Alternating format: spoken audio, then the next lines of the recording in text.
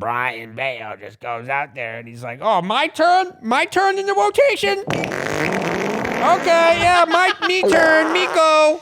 Ladies and gentlemen, boys and girls, welcome to the Section 10 podcast. Here are your hosts, Jared Carabas, Coley Mick, Steve Peralt, and Tyler Milliken.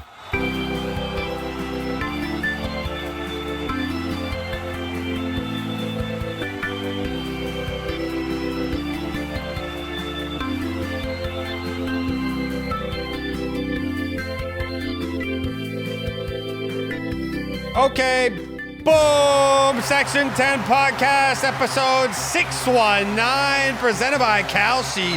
It is the home of your 19 and 27 last place Boston Red Sox. That's all I got.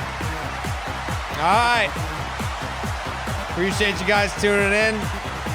It's been real. Brewed by Blue Moon. Suck Lauren. Suck one.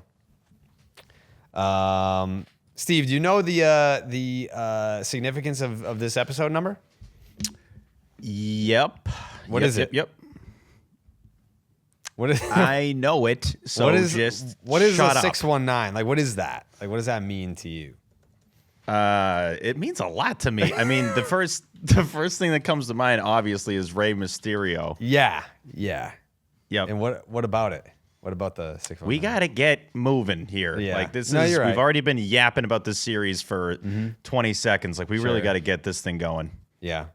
I do have an announcement to make. Oh, T. Oh. He's a lucha libre. Yeah. Did you ever watch that show on Cartoon Network back in the day? No. Okay. It was a great show. Yeah. The master of the 619. All right, here we go. Yep. I have an announcement to make. Mm-hmm. I didn't take a single note this series. Not one. What? Not one. Wow. Yeah. Friday I was out with T celebrating. It was his last day at 98.5 the fucking Sports Hub, and went out and celebrated with T, and I've been moving.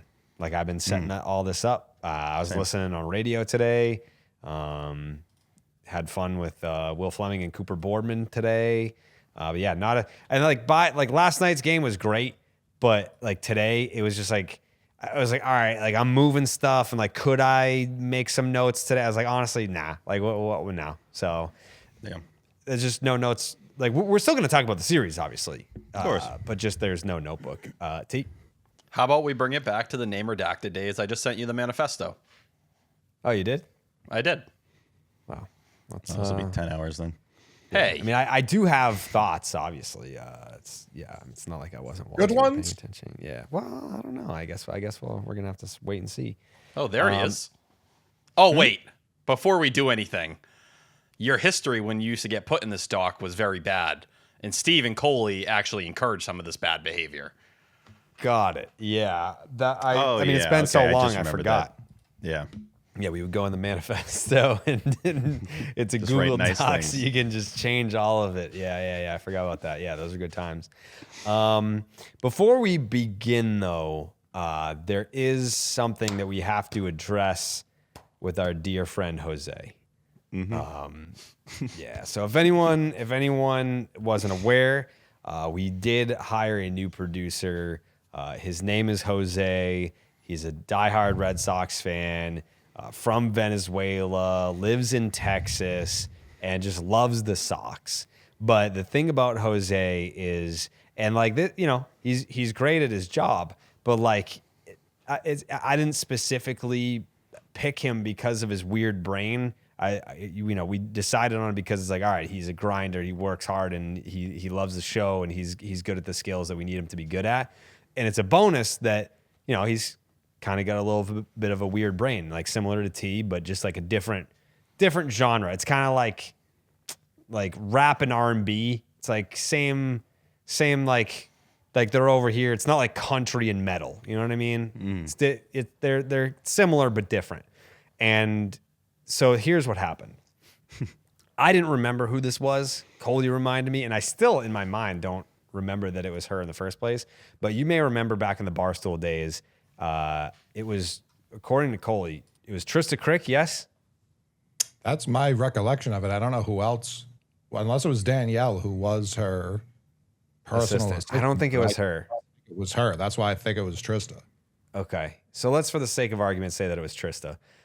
She was relatively new at the company at the time, and she got an email. Wasn't it like salutation? Didn't she say like salutations?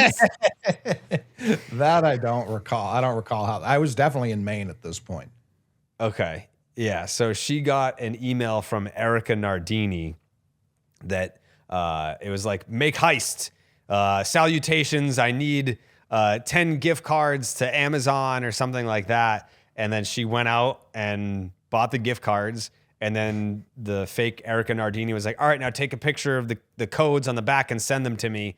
And then she did, and just was out probably like $1,000 or whatever it was. Sheesh. This was a scam 6 years ago, 7 years ago. This was probably pre-COVID at this point, 7 maybe. And so our wonderful Jose, I'm sitting in the barber chair. So we've hired a business manager, and he's helping with everything behind the scenes. And Jose texts me as I'm getting my hair cut, and he's like, "Is this business manager doesn't want his name out there? Is this so and so's number?" And I like clicked on the number and I hit message, and I was like, "I don't have that number saved in my phone. Why?" And he was like, "Oh fuck." And like, so let me pull up the exact conversation because it was very funny. Well, not to him. It's a little funny. I said I don't have that number in my phone, so I don't know who that is. What did they say? And he said, "LOL, goddamn." Okay, well, I may have gotten scammed bad, but we will see. Thank you. And I said, Positive outlook. Yeah. I said, what did they say? And he said, basically, I just bought $500 worth in gift cards. And then he sent me the screenshot. Hi, Jose. Please respond as soon as you receive this message. I'm currently unavailable to take calls and need you to handle an urgent task immediately. Thank you. And then it has his name, manager, section 10. Who the fuck has a signature in a text message, by the way, Jose? That's crazy. And he said, "Hey, blank, here to hopefully resolve said task."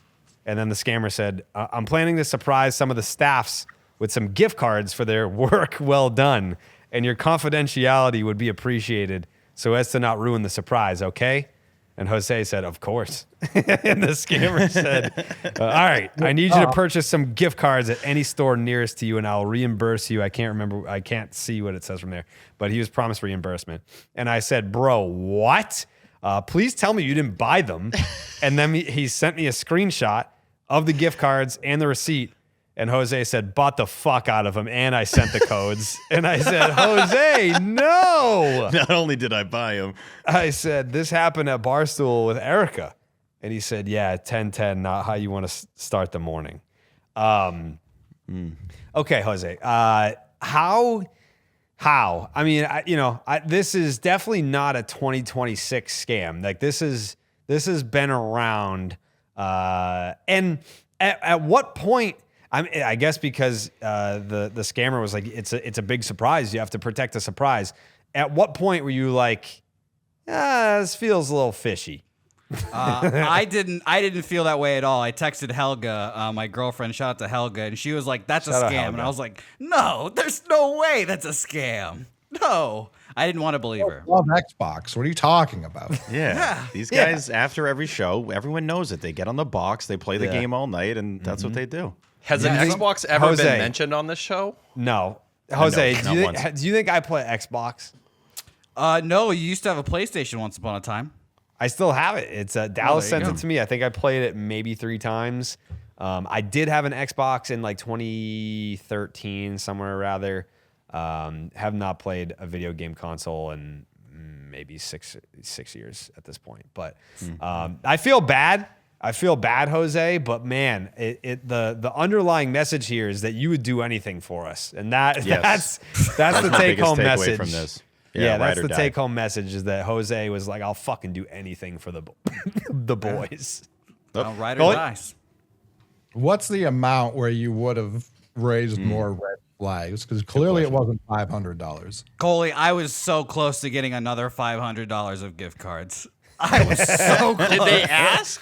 Was Oh, this yeah. like where you cut it off? No, like I said, I texted Helga and she was like, "That's a scam. You shouldn't do that." And I was in the middle of driving to the other store to go get more gift cards. Honey, not only is it not a Jose. scam, we're getting more. We are adding Jose, on. if, These guys if it need wasn't, gift if cards. it wasn't for your girlfriend, you would have bought $500 more. Absolutely, yeah, 1,000%. If it wasn't for Helga, I would have been Jesus down. Christ, 500. dude. Or at So least- now, like I already basically feel like I have to be Tyler's father and protect him from himself. Am I gonna have to do that with you too now? Well, I did lose my Twitter account because I clicked on a link that someone asked me to vote for them in a contest. So that Oh happened my to me God. once as Jose. well. Man, all right. And I have paid to go into a horse track that was free as well. So I'm very gullible. Yeah, I'm to all be right. had. So all right. So you are Everyone's gonna try to basically- have you now. You're on probation from ever having access to like the socials or Oh anything yeah, no, like that. Not sending those over. No chance. That's Yeah. fair. That's fair. That's fair. You're gonna get us fished. Yeah. I mean, I have a track record. I have a track record. Don't click on anything, Steve. I will say there is an element of this that's, I don't want to say sad. Obviously, there's a sad element to it, but this is the first time Jose has spoken on this show, so he hasn't even gotten to like do his intro yet. It's just, "Hi, I'm Jose. I bought $500 worth of Xbox gift cards for the fellas. And I'm happy to be here." That's All basically your facts. intro. Yeah. all true. The second that I clicked on it and I saw green bubbles, I was like, "This is a scam, brother." No one on this team rocking with green bubbles. See? You know what? I'll defend Jose here for a minute because I You think our would. brains Yeah, you operate would. on a Yeah, similar yeah, frequency. Yeah. Jose, Yeah. I got you. The information in the text is information that isn't public knowledge to anybody. So I mean, that I'm is sure a kind it's of on wild his aspect. fucking LinkedIn. Like, it's not Oh, that okay, hard to okay. find Yeah. out who Yeah. it is. Yeah, it's not like some big secret. Like fucking Matt Damon is our business manager. He just was like, I don't want to is, be. but yeah. I don't want to be on the content side. Why? Why'd you make that face, T? I don't know. It could be anyone. It could be Matt Damon. Could be Matt I don't Damon, want to. I don't want to push anyone out of the opportunity. Yeah, I mean we're gonna take investment, right? Matt Damon could be you, right? Could be you, Matt Damon. Who's to say it's not Matt Damon? Sponsor the Notebook. Fetty Matt Wap. Damon. Yeah, Matt Damon, sponsor. The Notebook brought to you by Matt Damon. I mean, yeah, just like it's just Matt Damon. Why not? Yeah. Just sponsored by him. That's it.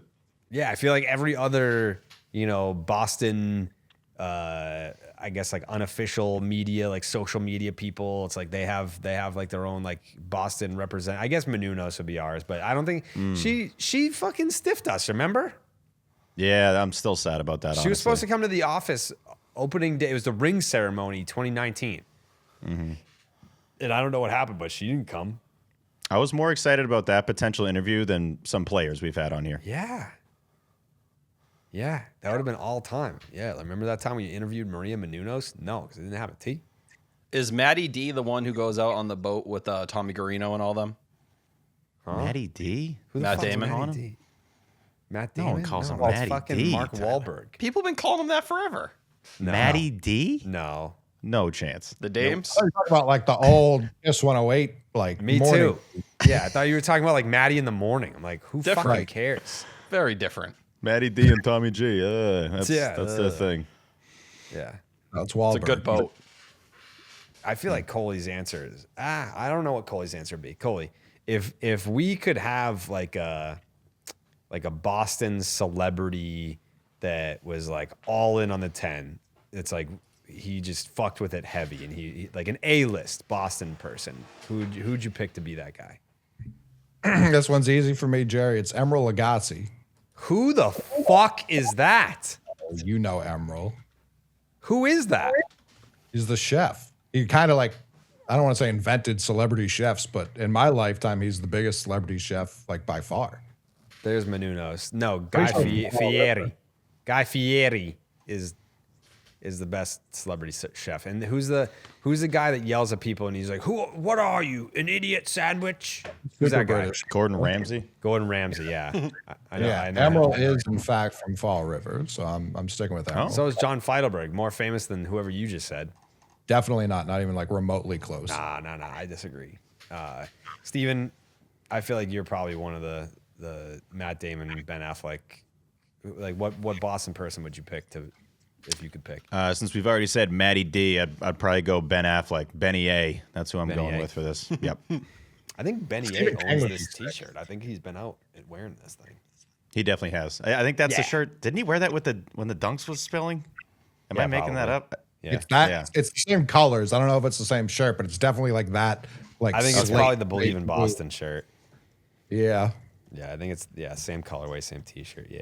If we had like Stephen King just pop in every once in a while, that would add a dose of eeriness that we don't have currently. Did I tell you the Stephen King story that I got? Maybe. I don't know if I told it because he's politically divisive. Is that the right word? He's just very throws it out Outside there on of- Twitter. Yeah. Huh? Everything he believes in is like super. Like Massachusetts, is the bluest state we got. Like it's not divisive in Massachusetts. Anything he says. So he's a big Democrat guy? Yeah. Okay. He just doesn't like Trump, which I don't know how that could be possibly divisive anymore. Okay. Yeah, I didn't know. I just knew that he like tweeted about politics a lot. And yeah, I didn't know what side he was on. Anyways. So 2019, I don't know why everything's going back to 2019. 2019, the Lowell Spinners, defunct, but now back. At the time we're active in 2019. They had a bobblehead night for yours truly. And the game got rained out, but they still had the bobblehead night, I guess. It was cool.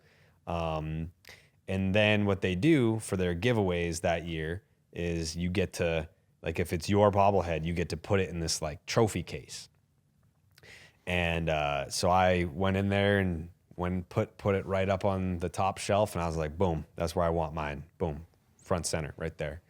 And Stephen King had a bobblehead night later that summer, and I was told by someone at the Spinners that when he put his in the trophy case, he said, I want mine right next to Carabas. And I said, interesting, because he doesn't follow the show as far as I know. I've never met him. We've never spoken, but I'm a huge horror fan. And that was pretty fucking cool. I would love to interview him about the Red Sox. I would love to have him on the show.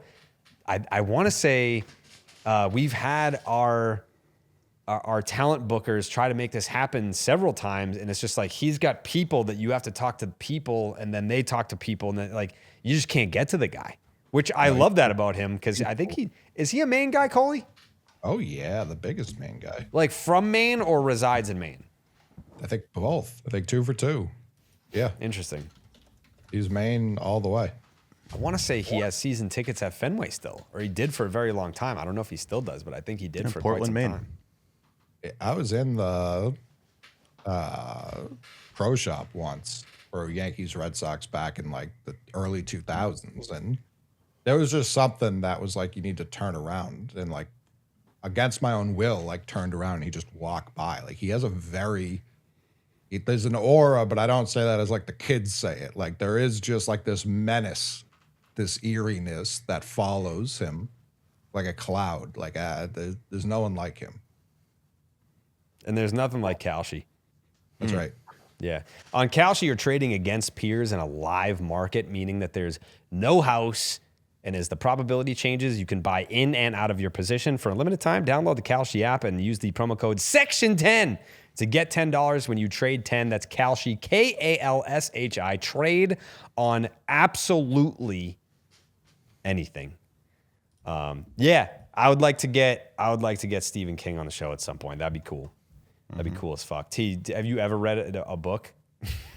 A book? Yeah, I've read books in my life. I don't know any Stephen King books. I saw the first part of it and I fell asleep an hour in. How's that possible? I'm not interested in the whole clown thing. The kids were annoying as hell. I kind of wanted them to die. So I started to tire as the movie was like 3.5 hours long. Got it. Okay. That stupid kid that went into the sewer deserved it. Like, genuinely. Like, how dumb could you be? That's fair. Yeah, that's a fair take. Yeah, Georgie? I'm not gonna argue against that. Yeah, Was that Georgie. his name? Mm-hmm. Had to go. Yeah, fair. Yeah, I have no qualms about that take. Thank you. Yeah, get him banned. Yeah, so this Red Sox series, huh? This one was very emotional in the sense that I thought that if they won today, you could have gotten me maybe on board a little bit that something was happening. The way that the Saturday game played out, I was like, okay, wait a second. All right, yeah. And then Sunday, I'm like, if they can take 2 out of 3 from this fucking team, and it started with that game on Saturday, I'll have a conversation about, hey, maybe the season isn't cooked as much as we thought it was.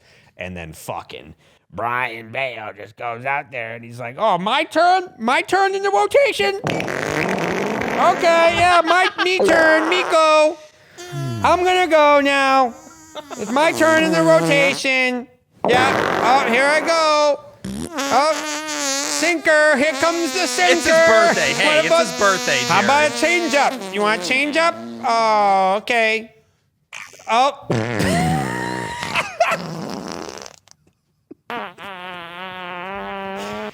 Oh, here comes the slider. Sweeper. There, call it. Did you see that video of that horse? Yeah, everyone tagged you in it. They're like, yeah, this was Coley. That was the cheeky monkey. Yeah, the cheeky Everyone monkey kept calling fart, it chunky monkey. It's cheeky monkey, chunky but monkey, yeah. this is the chunky monkey Coley fart. Yeah. What that place was called. But yeah, mine was louder, but didn't have the length of that boy. Yeah. You definitely got the echoes, but yeah, not the Yeah. length. Yeah. Oh, you put him in the monk? Yeah, that place was Yeah. tile everywhere. Steve? What does Bayo's changeup sound like? Oh, it's more like. Yeah,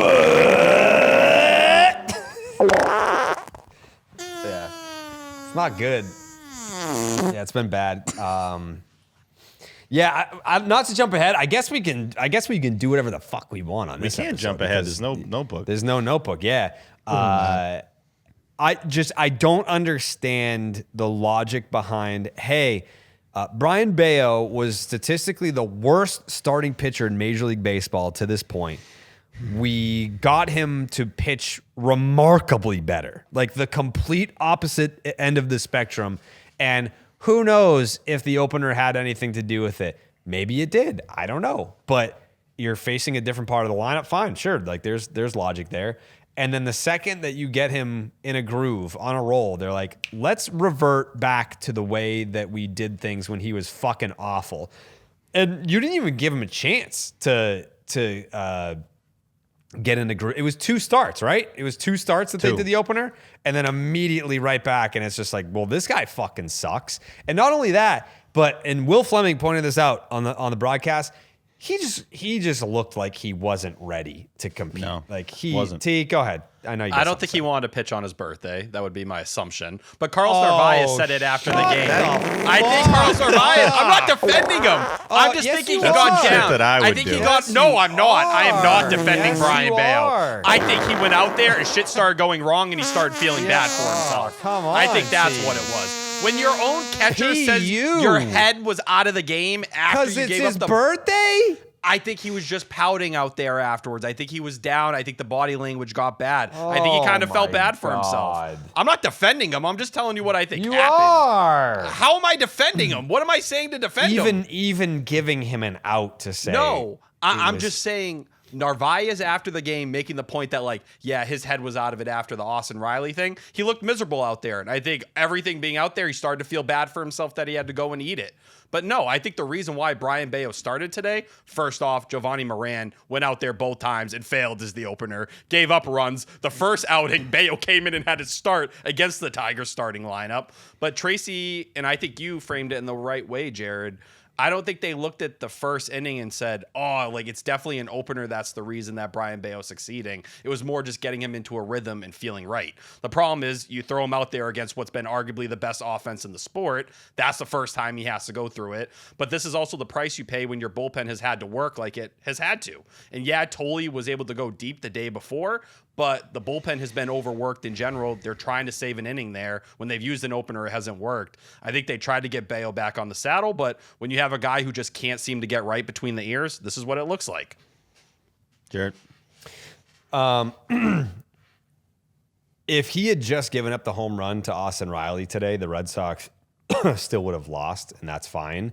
But for whatever reason, after he gave up the 3-run homer to Riley, thought that was going to be it. Like I thought it was like, oh man, like I thought we were going to look back and be like, oh, one mistake pitch. But he takes himself out of games. Like he just does that. Like it's almost like, I'm trying to think of a good analogy.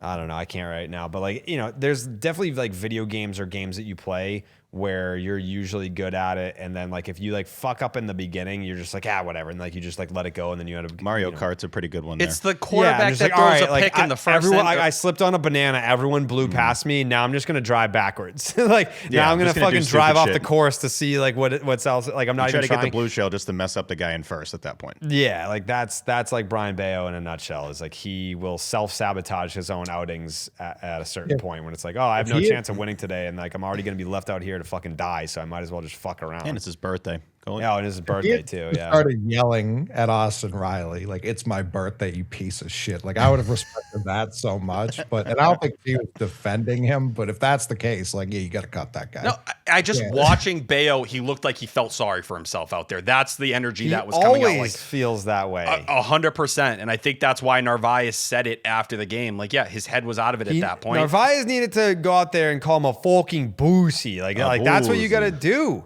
But like, this is it. And Carlos Narvaez told us that one of his many skill sets is that he knows how to go out to the mound and give a guy a pat on the ass, a tough talking to, tough love, or being coddled. He knows how to do it. Bello's the only guy that doesn't seem to respond to anything. If he gets behind early, those outings tend to unravel 9 times out of 10, if not more. That was the difference last year, though. He was able to stop it, and they didn't unravel. After I'm just talking about this year. But this has been really his entire career. That's what made last year stand out. It's a guy who, between the ears, when things go wrong, he can't get them back on track. That's where he's at. And at 27 years old, a guy who's been pitching in the big league since 2022, you should stop expecting him to figure it out in that way. Because at least he's not it's not going to anymore. click. That's the other thing. Yeah, like I'm glad that he's been doing this for a while. Like, I think when we think of Bello, it's like, yeah, the Red Sox, like the young potential up and coming pitching. Yeah, it's like 27 years old. Like that's you're in the middle of your prime years. When you're that good at 26, it continues, and I think that this year has been so bad. People are just pretending like last year didn't happen at all, which just isn't true. I'm not. I think it's a lot of people didn't believe last year was repeatable based on everything underneath the hood. I did. Yes, but even everything under the hood said he was like a 4 ERA guy instead of a 3 ERA guy. So it's like we would fucking they'd be cutting his ERA in half right now, which is you'd take that every day of the week. Stats posted something that was interesting about like how they've just completely eliminated and like flipped the pitches he came up throwing to what he throws now. And it's just like, yeah, I'm going to keep saying like the sequencing and the pitch selection that they use with him is clearly not working. So yeah, why would a guy feel confident if it's like they keep telling me to throw the same shitty pitches over and over again? And I will continue to go back to the playoff game. Getting pulled then and then not trading a guy after doing that is insane. Like everything about this franchise, like the way they operate makes no fucking sense to me. If that's how you really feel about him on the biggest stage and the biggest start of his career, that's not a guy you can roll into the next season with. It's not. I had seen Tracy in the postgame was alluding to the fact that, oh, well, he's one strike away from getting out of that inning. It's like, well, yeah, you could also play the game of, oh, if you turn the double play, then he's out of that inning. And maybe because it's baseball, it all goes, differently for him. I wouldn't want someone in this rotation that has the ability to be one of the best rotations in all of baseball to be that fragile. I don't want someone that's like that one little pitch is now just going to throw me off for the rest of my outing. That's not good. And that's consistently, if you had just heard that before and been like, what starter are we talking about? We would all say that was Brayan Bello, that happened, where one pitch didn't go his way. Absolute meatball, by the way. 88-mile-an-hour cutter right down the middle of the plate. Riley's going to get that every single time. It's just rough. His first inning area is 11.57 this year. And like Jared had alluded to earlier, it's sometimes the thing that everyone's talking about is just true. If it ain't broke, don't fix it. Like, just don't have him start the game. Like, it really is that simple with this situation. Obviously, you wouldn't want him to have that crutch when he's a guy you could hope be a big part of what you got going on here. But, he had 57 pitches through 2 innings. And I referenced that Zach Wheeler start. He's at 46 in the 6th inning on Tuesday. Like, this is how bad it's been for Bello, where it's just constantly a lot of pitches. He's averaged, I had the numbers here. He's averaged 86 pitches a start and gone on average 4 1/3 innings in those started games. So he's barely just over 4 innings pitched, almost at 90 pitches a start, and he's just under 5 earned runs per start. So it's clearly not working, and it's been a pain in the ass. Jared? I just want to go over some numbers really quick because I think that I don't know that the Red Sox will admit fault and be like, fuck, we should have just kept him on the opener. I think that they're either going to skip his start because they've got the off day coming up too, which would be his start day. So they have the chance to just skip him and be like, sweep that under the rug real quick and kind of figure it out or weigh their options and kick the can down the road. But I would be shocked if they were like, that was a mistake. Let's go back to the opener, because they think that they're the smartest team and they're the fucking dumbest team. But anyways, the numbers, I know it's only 2 starts, but Brayan Bello with an opener was averaging 6 2/3 innings. Mm-hmm. Like, that's crazy to me. 6 2/3 innings. It's a 1.35 ERA, a 1.77 FIP, an 0.75 WHIP. The strikeouts per 9, whatever. It's 8.10, but like, I'll fucking take that. Like, I'm happy to have him be even close to 1 strikeout per inning. A 24.5% strikeout rate. Opponent OPS just 396. 396. Okay. And now you want to go look at what he did as a starter, and this includes today. Brayan Bello, strikeout percentage, 11.3. He ain't striking out nobody. He's given up 51 hits and 35 runs in how many innings? 30.2. Yeah. 9.68 ERA as a starter this year, averaging 4 1/3 innings per start. So with the opener, he's basically giving you more than 2 innings per outing. More than 2 innings per outing with an opener. And when he does not have the opener, he is quite literally the worst pitcher in baseball. He almost has as many fucking home runs allowed as he does strikeouts. He's walked 18, struck out 18, 10 bombs. Like, that's fucking bad. Coley?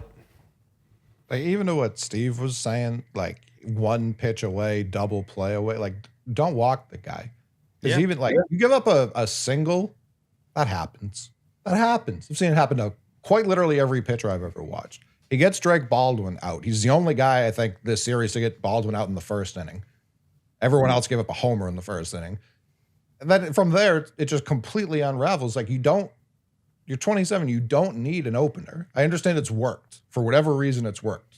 To what T's saying, like, it didn't even matter, the Tigers. If anything, it was a detriment, because not only are you still facing the top of the order, but they've all eaten already. They're already seeing the ball well because of how bad Moran was.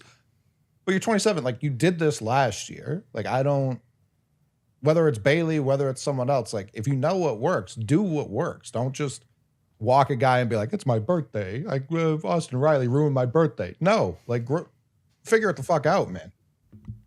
He's got to suck it up. I think that's what it comes down to. He's probably not going to have a bunch of chances to suck it up if we're going to stick with this start the game type of setup. I was curious because we brought up Nick Pivetta in the past and what he did 3 years ago for this team. So his first 8 starts of that year, he had a 6.30 ERA. His next 17 appearances were out of the bullpen from May 21st, like right around now, to August 25th. So that spanned like 3+ months. He had a 1.98 ERA, and you could argue, I don't even think it's an argument, he was the best pitcher on that team. Not like it matters that much. That team sucked. But 2026, Brayan Bello, first 6 starts, 9.12 ERA. The bullpen appearances, if you want to call them that, 1.35 ERA. And then today he was just atrocious. Ian Brown had that they're 1-6 in his starts this year. So he's just been awful. Like there's no getting around it. And again, I do agree with you, Coley, that like someone like this shouldn't have a crutch of the opener thing. But if mentally it just kind of changes who he is and it allows him to actually be, perform at a high level, then like I didn't hate it. I would have liked to at least see what would have happened today if they had the opener and if he's able to just go 5 or 6 innings, because that was obviously the difference in this series. I was surprised to look up the series stats because I'm like, wait a second, it feels like the Sox were in it. Like this whole, like they were kind of neck and neck with the Braves the whole time. They had more hits than the Braves in this series. 23, the Braves had 19. Sox score 6 runs, the Braves score 14. So the difference is Brayan Bello sucked. That's the difference in who's winning a series in Atlanta this week. Well, you also had 2 games where you went 1 for 10 with runners in scoring position. Yeah. But I'll also add, like, you got to look at the opponents here and who you were going up against. Like, you want to talk about the Tigers. They're 17th in OPS in the league. The Phillies are 22nd right now. You want to go all the way to the top of the league, the Braves are number 2. So you face a different quality of competition here. The lineup that's hit righties better than any other team in the entire sport this year. So if you're talking about setting Brayan Bello up into a spot where he is going against the best competition he could possibly face, and the sad thing is the Braves don't even have Ronald Acuna Jr. right now, this was it. This is what it looks like. And they were just ready. And this is the stuff, like, you could talk about usage and all that. Like, we begged for years for more of the sinker. He's been leaning very heavily into that sinker. That cutter last year that we gave so much credit for essentially getting his season on track in May, a pitch he hadn't thrown since 2023 at that time, entering today, it had an 800 slug against it and a 719 expected slug. That's before today. That's before what Austin Riley did to him. So, like, when you are talking about some of these, one size fits all for a lot of the pitchers that come into the organization, and Coley's talked about that at different points, there is essentially a point where, like, forcing this cutter, continuing to lean on it, it's not working, it's not paying off. And we saw it in this start alone. He went away from it. The second time through the order, he didn't throw it a single time. It came back the third time through, but it was a lot of the changeup and curveball the second time, and then the sinker the first time. So, I don't know. I just look at Bello, and to me, it feels so much like he's going to be another story if he can get moved. And this is the problem. If you trade him right now, that AAV resets, and it's going to be more expensive. It feels like he's a guy who's going to end up having more success somewhere else at some point. But based on the way Peyton Tolley pitched in this series, he's out of the rotation. It's really that simple. Because right now, Bello has no ability, I think, to even get to where Peyton Tolley is today. Wait, so you were talking about the cutter with the slug? Yeah, do you have the updated? 903. Dude, like, what the fuck? Like, what can you even say? So against lefties, it's a 1286 slugging percentage. So against righties this year, they've upped the usage by about 5%. He'd always thrown it about 17, 18% against lefties. I can tell you right now, he's thrown 69 cutters to lefties. They're hitting 500 with an 1848 OPS. And against lefties, he's thrown 77 cutters. They're hitting 235 with a 588, and it's still an 866 OPS. It's a 588 slug, which seems good in comparison to what he's doing with lefties, but that's still fucking really bad to have a 588 slug. Steve? One thing you just mentioned, T, and talking about Tolley and how Bello can't get to that point. Yep. Tolley has 7 earned runs on the season. Brayan Bello had 7 earned runs today. I think that's the difference between those two guys right now. That's how wide the gap is between the dude you put out there in game 2 and had high expectations to do well and then just did it. That's what he does. But isn't Peyton Tolley let's not even talk about what you see in terms of the results, the final box score. If you were to go and paint two ends of the spectrum, Brayan Bello, body language, vibes, all the way on this side. Peyton Tolley, vibes, energy, what he brings. When you watch Peyton Tolley, you're like, man, this makes me want to believe in this team. I fuck with the Red Sox. I fuck with how he carries himself. And it also helps that he throws nasty shit. I think when things with Brayan Bello, and there's been ups, right? Like we talked about last year, but man, I feel like if Peyton Tolley was giving up 5 runs, you're not going to see that kind of body language take over. I think with Bello, it feels almost, it's infectious to some degree. When he looks miserable out there, it feels like it's hard for the entire team to kind of breathe through it. And he should be miserable. He fucking sucks out there right now. His best pitch is his sweeper, and he only throws it to righties. He does not throw the sweeper to lefties at all. I'm not going to act like the rest of the team's fucking thrilled on non-Bello days. Like I can't blame him for everyone else being miserable. They've been miserable kind of the whole year. No, I just think he brings it down a lever. It feels like when he's out there, the vibes are just a 3-0. 10-20% worse. 3-0, let alone they haven't done it this year. Not a single time. They're 0-18. So like bottom of the first, the whole team's like, well, this game's over. Like I don't know. It's like he definitely. I'm not defending his body language. I'm saying like the whole team's been pretty fucking mopey this year. Yeah, it's one of the mopiest teams they've ever had. If you can't overcome a 3-run deficit, that's pathetic. Yeah, I also can't pretend like because Peyton Tolley's electric, I like the whole Red Sox team I'm in on. Like that's not true. No, like, I'm not saying that. He's the only guy I'm looking forward to. There's no hitter on the team I'm looking for other than like Rafaela. Sometimes Willier obviously has been great. Wilson's been great, but it's like Tolley's the only reason I'm like excited to watch this ball club at all right now, Jerry. I have a shitty take. Oh yeah, let's do it.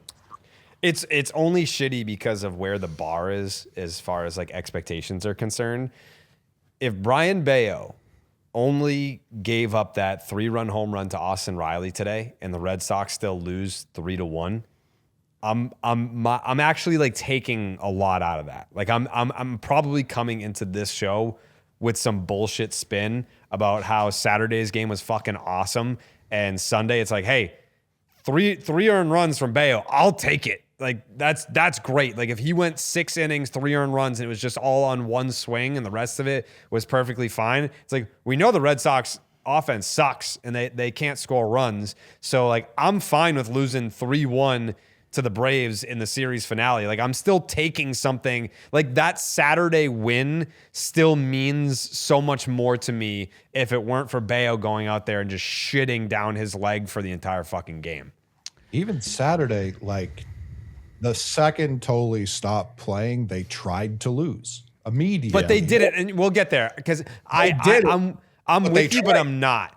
Like the Red Sox this season. Like I tweeted out the fucking Chapman play, and I said, "You run this shit 100 times, the Red Sox lose 99 of those games." Like Love that's those. And people like all the dumb fucks were like, that's actually not true. Like Aroldis Chapman's an athlete. It's like you're not factoring in the shit aura that is around this organization and the vibes around this team in particular. That's what I'm factoring in. I'm not factoring in that fucking Chapman's an athlete and he makes great plays, whatever.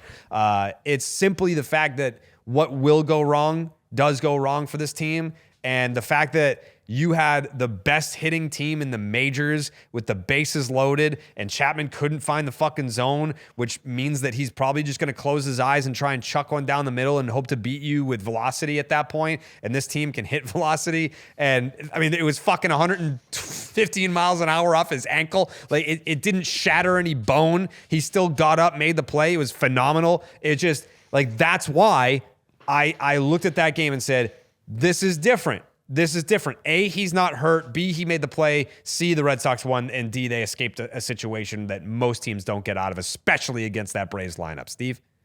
One of the most annoying parts about this team, or the most annoying part, is how predictable they are. It's you just know what's going to happen. I feel like I called this exact series in the preview or the predictions last episode, and I don't even feel like, oh, nailed it. It's like, yeah, no shit. They're gonna the game they win. A guy's gonna hit a 2-run homer.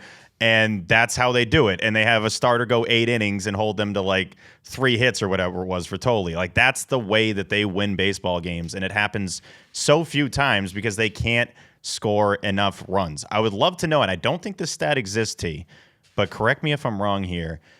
time of possession for at bats. Like I don't think it's a thing, but I promise you, Pitches they per are plate last. appearance is probably what you're looking That's for. as close as you're going to get. But like, I promise you, the Red Sox in time of at bats have to be last place in Major League Baseball. Constantly 3 up, 3 down. You hear OB, another quick second inning for the Red Sox. We'll be back after this. Like, it's just every single game. And I remember growing up, and it might have been the same with you guys playing Little League and whatnot. Some of the best teams that I was on, you'd get to that dugout, you're like, we're going to be here for a little bit. Like we're going to get the line moving. Like this is going to be our fun time. This is the time that we enjoy ourselves and like build that team chemistry and that camaraderie. This team now goes to the dugout. They don't even have time to pee. Like you put your glove down, you get it immediately, you go back out in the field. Like that wears on you night after night after night when you can't get anything going and you just know you're going to be back in the field in like 2 minutes and you're constantly out there, especially, this is probably maybe a dumb point, but like when it starts getting hotter, it's like you're just baking out there all day now for these afternoon games. You got no time to cool off in the dugout. So it just Imagine makes for being a the pitcher. blah. I know. Yeah, that's the thing, too. Like, you get gassed mentally, physically, and all of a sudden, now I'm back on the mound again. Part of that being, their problem if you're throwing a bunch of pitches like Bello today. But for the most part with this rotation, you're probably looking at these dudes, too, being like, I'm doing my job. Like, can you guys do anything? Can you give me a breather here and put some on the board so I don't have to, throw zeros up every single half inning? See. Well, that's the other thing. Like, we can talk about today's game. The way this pitching staff has been, your 4th in ERA this month, you've been shoving. You've been doing the damn job. Yeah. That's why, like, a game like Friday where Connolly Early goes out there, holds them to 2 earned runs, and your bullpen puts on a fucking hero act. Let's be honest. Weiser, Moran, Chapman, all holding the Braves down and not giving up a run. Like, those are the games this team is supposed to win. That's the hard thing. Like, if you're going to keep the score low and you go and do your thing pitching-wise, you should be able to take a game like that. But their offense is so feeble that they aren't able to. And like, this was another game where you were 1 for 10 with runners in scoring position. And you're doing so many stupid things, whether it's Jaron Duran getting picked off, running into outs, Rafaela trying to steal third with less than 2 outs after having a double. It was like, what are you trying to do there? Gasper got thrown out trying to steal second. Jared, go ahead. The Red Sox had the 3rd best starter ERA in baseball before Bello fucked that up today. Yeah, it feels like it. In the month of May. Now they're 7th. It's 318 after Bello fucking it up, and before that it was 249. So only the Rays and the Brewers were better. Well, and that's why you're going to have people who sit there and talk about, like, man, if you just could get to being a mediocre offense, Jared. 2nd best bullpen ERA in baseball, best in the American League in the month of May. See? 2nd to the Dodgers, by the way. Red You had Sox something bullpen. there, T. I did. Yeah. I think just real quick for myself, in summary, See? you want the dugout to be a fun place. You want the vibes to be good. That's kind of where you grow what your team's going to be, and they just don't spend any time in the dugout. They are in the field constantly, and that's going to kill you over the course of 162. It's a tough watch. I mean, the highlights of this weekend were Peyton Tolley pitching, and like we thought Franklin Arias got traded. Those were the highlights of the weekend. Did you guys know that he hugs dudes out there? I never knew that. I remember Okay. hearing about it like a year ago, and I'm going to be honest, I had completely forgotten about it. But when you have the Nesson broadcast being like, that's weird. Like, oh, are you surprised that people are going to react that way? Fucking team like that. Every beat writer was like, we don't know what's going on. Like, you guys are there every day. I know. And wait till after the game to find out he does this every day. Well, and no the one beat. gives a fuck. No, the Nest doesn't give a fuck. The team doesn't give a fuck. The players don't. No one gives a fuck. That's it. And it's like, yeah, things are that dire where you do wonder if you trade a closer that early in the year and just say, fuck it, blow it up. You just fired the entire coaching staff less than a month ago. We have no clue what Craig Breslow's long-term future is here and whether they could just rip things up because they're willing to lean into him because they don't want to go through another hiring process. But those are the storylines that follow a miserable and depressing team. And like, that's where we're at. It's just hard. And now I remember my point. This is the reason why we're going to sit here and talk about what this team could be if you were able to go get another offensive piece or do something like that. Because in 2 of these games, you went out there and shoved with 2 young rookie lefties. Those were the guys doing it. It wasn't Ranger Suarez or Sonny Gray. You don't even have Garrett Crochet, and you've had this kind of pitching, which makes it all more infuriating as you see them do what they do defensively and all this different stuff together. It's just, it's a frustrating watch because Craig Breslow, if he really was trying to be aggressive and put his nuts on the table, you'd make a move for a controllable bat. But you're going to have to pay a ransom because someone's going to be out there and say, Coley. I saw Brad Foe quote tweet this earlier. This is from Pat Brown. If the Red Sox were a league average offense, 4.5 runs a game, their record would be 32-14.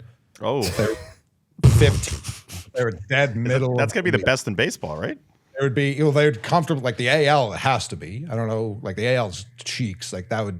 Imagine if the Red Sox were 32-14. That would be right the now. best record in baseball right now. Now, I don't know how many times, like the OG 4 and the 4.5 is technically a bit, like I haven't looked into it, but if they were just not the worst, they would be the best. That's what it is. Like, Jared.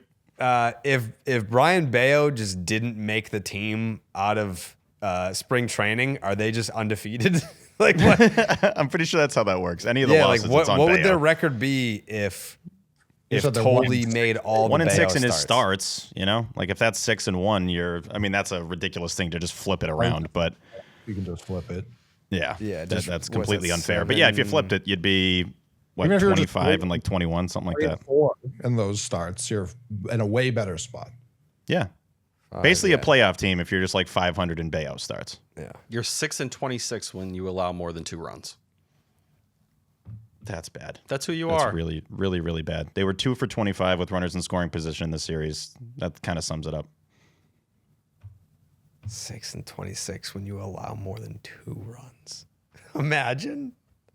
080 is a bad batting average, right, Jared? Yes. Yep. Okay. That's what Why they were do the you ask? series with runners in scoring position. 080.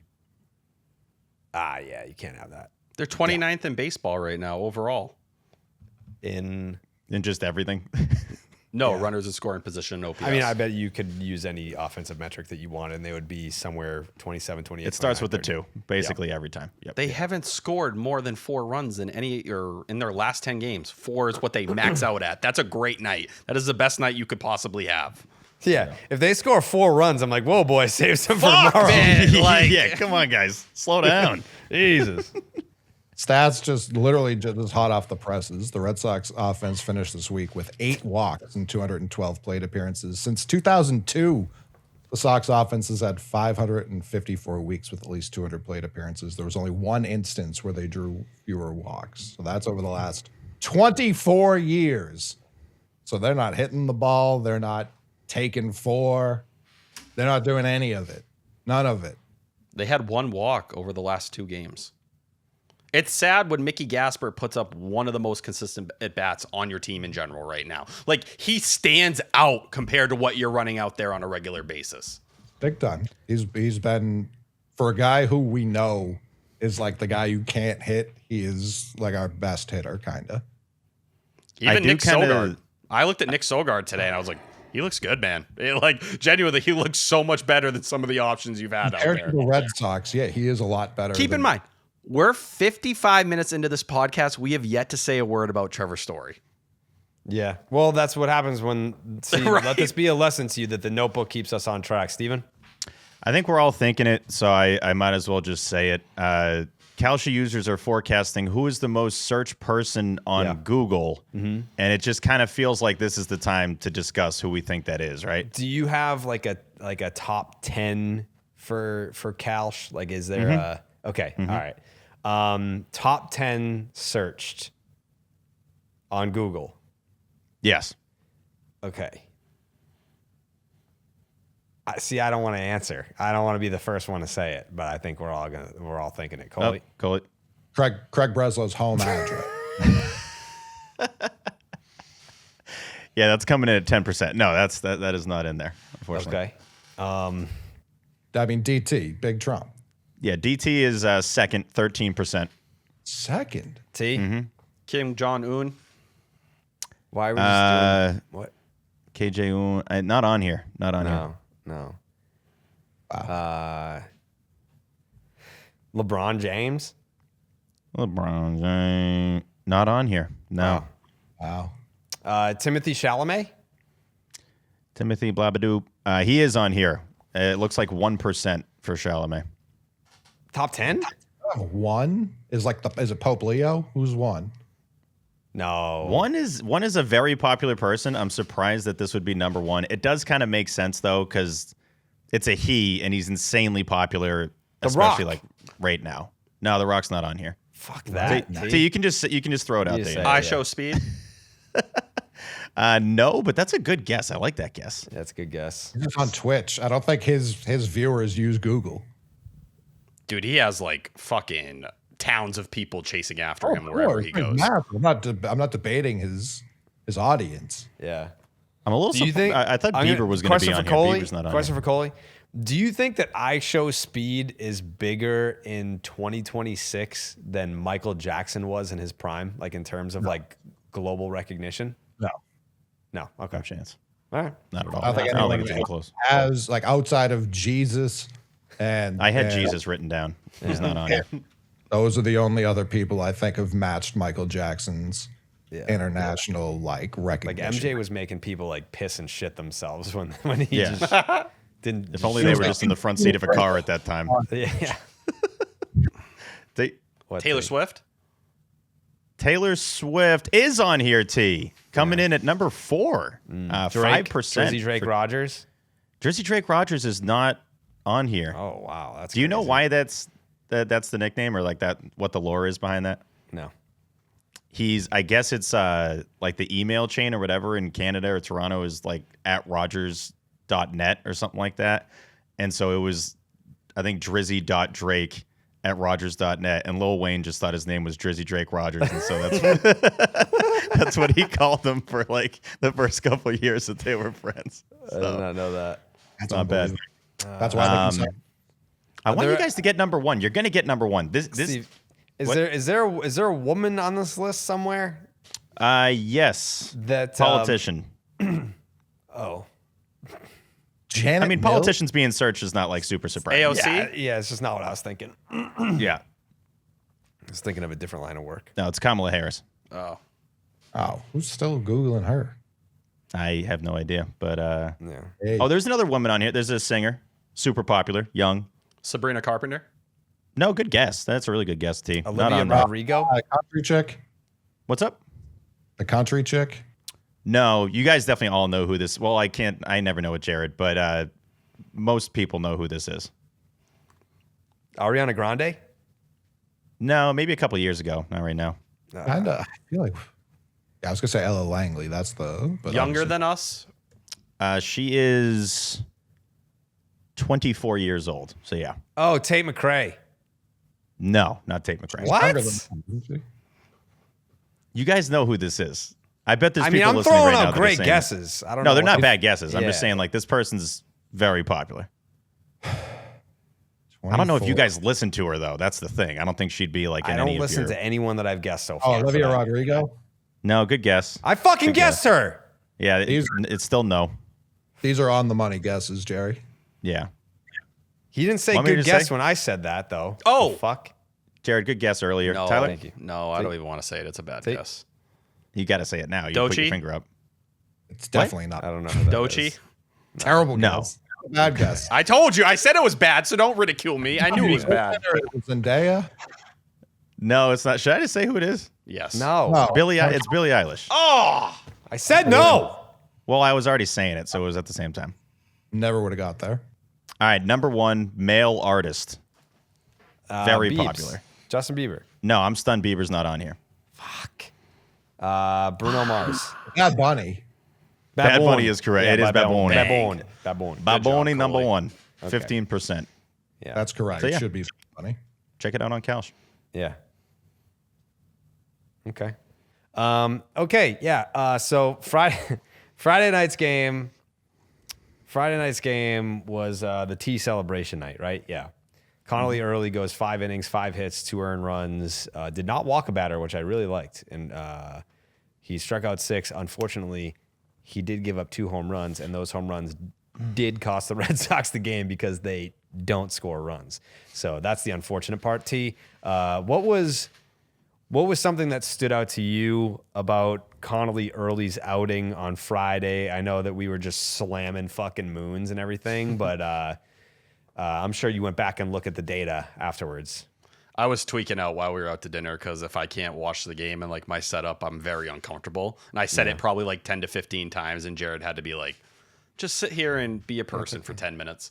But the big thing for me is what you said, Jared, about the walks. First time all season where he didn't walk a single batter, only did that once in 2025, and it was also against the Braves.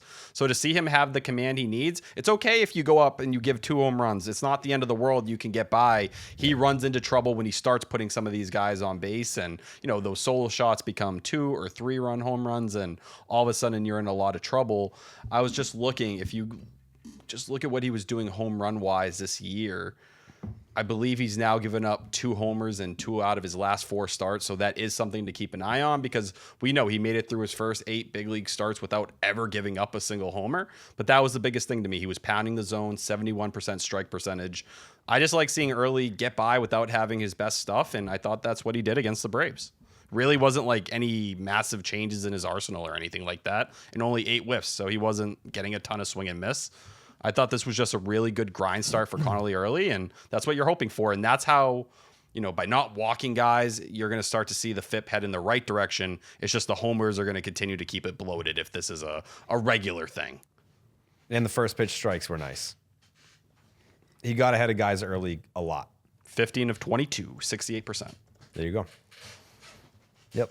That first pitch. I mean, like, that's pretty much like, I don't know. That's what the Red Sox are trying to do every single time. Like, they're not trying to get Chase or what have you on the first pitch of the AB. Like, I'd have to go back and look, but the statistics, the data on who was talking about this. I was just watching a YouTube video about this the other night. The data on the percentage of swings as the count. Like, if you look at swings versus count, some of it is fucking fascinating. I mean, all of it's fascinating, but you'd be shocked at the number of guys that just do not swing on the first pitch. Like, just fucking take the strike. They're giving it to you. But yeah, there's a lot of useful information out on the internet these days. But yeah, the Red Sox, like, that's their MO. They want to get ahead of guys, and it's a completely different approach when you're ahead 0-1, and then once you get to 2 strikes. Ball game changes. Like, your pitch selection is going to change whether or not you have 2 strikes on a guy. So I like seeing Connolly Early work ahead in the count early and often. No pun intended. Anyways, Friday night was the game that Mickey Gasper was your lone offense, yeah? Or no, what else happened? They fucking Mayer. Shot. That was the Mayer home run that we looked up at the bar, and there was a ball just sailing into the Atlanta night, and I was like, is that Big Pappy? And they showed fucking Mayer running the bases. I was like, that ball was fucking stroked. So yeah, shout out to Mayer. I guess because there's no notebook, we can jump around, for instance, on this particular episode. But were you guys surprised that we can combine the Marcelo Mayer homer into Trevor Story IL into he's still not going to be our shortstop even though Trevor Story's not here. What do you guys think about that? Because I see it where it's like, oh, we don't want to get you acclimated to a brand new position, but like, it's not a brand new position. Like, that is his position. It's like, I don't know that are you messing with Marcelo Mayer if you put him at shortstop while Trevor Story's on the IL? I don't think so. The way I read into Tracy's comments is he's going to be the shortstop if Story's out for more than 2 or 3 weeks. Like, they seem pretty comfortable with the idea of that. Is he going to need a little bit of a ramp up period? And he took grounders there for the first time. Like you, Jared, I don't think it'll take much to get there. But no. I think Story's going to end up having surgery. I don't think we're going to see him for a couple months. I think they're going to end up moving Mayer over there. And whether he is still being platooned, I think is a fair question. He probably will be. But I think they're going to lean more and more to that because say what you will about Trevor Story, they were hoping for that offensive ceiling. If you're just taking that off the table, lean even more into run prevention. That's what kind of team they're going to be. I was surprised it wasn't an immediate switch, and I know even seeing the tweet from Tim Healy today saying Marcelo Mayer said he has talked with Chad Tracy about potentially moving to shortstop and is going to start practicing there. I'm like, why does it take Marcelo Mayer talking to Chad Tracy about moving over there? Just move him over there. Like, what's the holdup here? Story. Well, no, I'm saying post story injury. Well, they don't know if he's going to be back in 2 weeks, and I think that's the thing where But they he's don't not- want to he's shuffle not, him right? back and forth. No Doesn't chance. matter. It Yeah. doesn't matter. It doesn't. them, Just it put him does. there To now. them. It shouldn't. It shouldn't. It doesn't though. Like it just doesn't. Like it reminds me of when Marcus Jones during the Gerard Mayo year had to go remind them that he can also play offense. Like, hey, I'm a receiver too. That's what it reminded me of reading like Meyer going up to Trace being like, hey, by the way, I am a shortstop, just in case people forgot. Yeah. Like, that's how that came. That's how that read. I saw that and I started laughing. I'm like, wait, that we need Marcelo to tell them that he's a shortstop at heart and like he's okay doing that position when the shortstop gets hurt. Like, how is it even at that point right now? And seeing the Monasterio throw, I'm like, oh my God. I mean, maybe that sped it up a little bit. Them talking about Marcelo taking grounders and getting ramped back up again. There is nothing about Marcelo Mayer that shows you he can't do this today and immediately be good. And his ramping up can just be him in the field playing shortstop. Like if he has an error or two, because, you know, at Toulouse, but Lou broke it down pretty well, where it's like, well, you want to get your body motions back. You want to get like that shortstop brain of like, all right, I'm pivoting this way instead of pivoting that way, being at second. But I mean, this kid is as smooth as butter in the field. He's not going to have an issue switching to the position he was born to play because Trevor Story's out. And if anything, this should have been immediate. Like this, Chappie wouldn't have had to die there in game 2. Jared? I hate to keep bringing this up, but if Larry Lucchino were still alive, I think it would have been Marcelo Myers, our shortstop, and Trevor, when you come back, you're playing second base. Yeah. It's almost like To be fair, Xander's still our shortstop if Larry Lucchino was part of it. probably. They just but- know once they make the swap, it's going to stick. Like it's going to be what it is at that point. But in I'm time. saying like a team, an organization with leadership and ownership would have made that decision a long time ago. their Like, defensive metrics disagree with you, though. okay, but they would. That's the like, problem. But Larry would have went in there and be like, the defensive metrics fucking suck. like he would have been a real human being that have been like, that's great that we have a nerd that we pay a lot of money to make these decisions, but I'm using this thing called my fucking eyes, and it's not calculating the same way that your metrics are saying that it should. So, like, again, I said it 2 weeks ago, whenever it was, that last homestand there, and it's never been more apparent to me in the fallout from the coach firings and all that the Red Sox no longer truly employ someone who has the ability to do something about it, who actually cares enough to do something about it. They don't employ that person. That person is not in the organization anymore. Like, you are a laughingstock. The standard that was set in starting in 2003 through 2018, basically, like that standard, that era of Red Sox baseball is so fucking dead. Like, it's not even like, man, like just wait and see. Like it's almost been a decade since they've operated that way. Like, we're almost at a decade now. And I think it's pathetic to sit here and act like, nope, like it's going to change, guys. We just got to be patient. We just got to hang in. We just have to wait for this and that. It's just, I think it's a sad state of affairs where we're at. Coley? They also, because you're not wrong, T, when you say they're doing it. I'm not by- defending it. This is just, I'm explaining the perspective. Call it. Remember what this stands for? I do. Go ahead. You're not wrong when you say they're doing it out of reverence for Story. However, they're less than 12 months removed from trading away their best player because he wouldn't do something that benefits the team. If they're now making these kind of acquiesces to their worst player, then they have completely lost the plot of how they got themselves into this position in the first place. They cannot that's have it. a double standard, especially for bad players. That's fucking stupid. But the issue is where they sat there, they believe Devers sucked at third base. I think with Trevor Story, they don't believe he sucked at shortstop. Sure, In terms of their outlook, in terms of how they went about it. And I think that's the issue where they propped him up and they formed him in the organization as this leader. So they feel like they're in this spot where like, oh, look, we have made this guy the team leader, moving him off shortstop. You're raising these questions. Are you upsetting the apple cart? And it's stupid because you should not be operating in that capacity. But I do think that's the perspective that they're coming from. And I do wonder, like, as you kind of have this conversation about what's going to happen at second base, if you put Marcelo at shortstop, Romy Gonzalez is hopefully going to be back here. He believes by the second week of June, he's going to be ready to go. How does he factor into this entire conversation? Is he going to be your everyday second baseman? Does he take over third base if Story comes back? Let's call it July 30th or August 1st. I don't know what it may be at that point.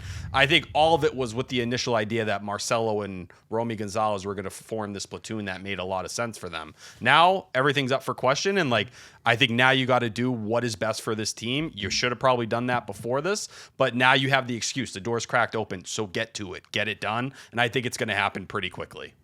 They're not replacing. He's hurt. He's on the IL. Like he cannot play. So the only reason that would be an issue is their own metrics that you just talked about also agree that Meyer's the better shortstop. Because why else wouldn't you just move him back to second when he came back? Obviously, if Story's not available in their own metrics, you move him immediately. Like there's no I get what Lou's saying, of course, but like Marcelo Mayer plays second like a shortstop. Like he intentionally puts himself at angles to throw the ball to first like he was still at short. He's clearly it's not going to take a long adjustment for him. But like I can't buy that like they're doing like they're cutting their own nose to spite their own face. Like it's an insane decision to make from an organization that said like we can't have selfishness from players. If now we can't play someone else at shortstop because that's someone else's position, when he physically cannot play the position because he's on the IL, then they can't say anything ever again. Well, that's it. I think that's the thing. But do you think Story is angling for that, or they're just looking at their metrics? Like it's not the perfect comparison because it would be different if Story was like, I'm the fucking shortstop. Meyer's not playing there. It's the Red Sox that are looking at their data being like, Story's the fucking shortstop. That's where he's going to play. But he can't. He physically cannot. That's why it just shouldn't even be a discussion right now because he's on the friggin' IL. Like there shouldn't. It's illegal for him to do it. Yeah, he can't. But I think for them, they looked at the idea of, all right, for 2 weeks, we're not going to move you there. We're not going to make this drastic change to how we're operating the infield. If it's anything more than that, then yeah, you're going to go play shortstop. Whether that's every day, I think we're going to see. But I think that was it. It was, are we going to make this change and open up this door for 10 days or 14 days? Probably not. If it's for a month or two, yeah, then he needs to go play shortstop. And I think that's what's going to end up happening here. Because even when Tracy eventually or first took over this job, he made it very clear. Trevor Story is a shortstop for right now. He continued to emphasize right now. It was never, he's our shortstop all the way through the end of September. What'd you say? Right now, Trevor Story is furious. So we're going to keep him the shortstop today because he's the only one publicly speaking about how much he fucking hates this. Listen, but we know the front office backed his defense. Like the reports are out there that they had him as the third best defensive shortstop in the AL. They also put out the reports that they hated his guts and wished he didn't opt in. So that's where it's like, I can't believe anything they're saying. They had David Hamilton as the best shortstop in baseball. And they're still saying we didn't get enough out of David Hamilton.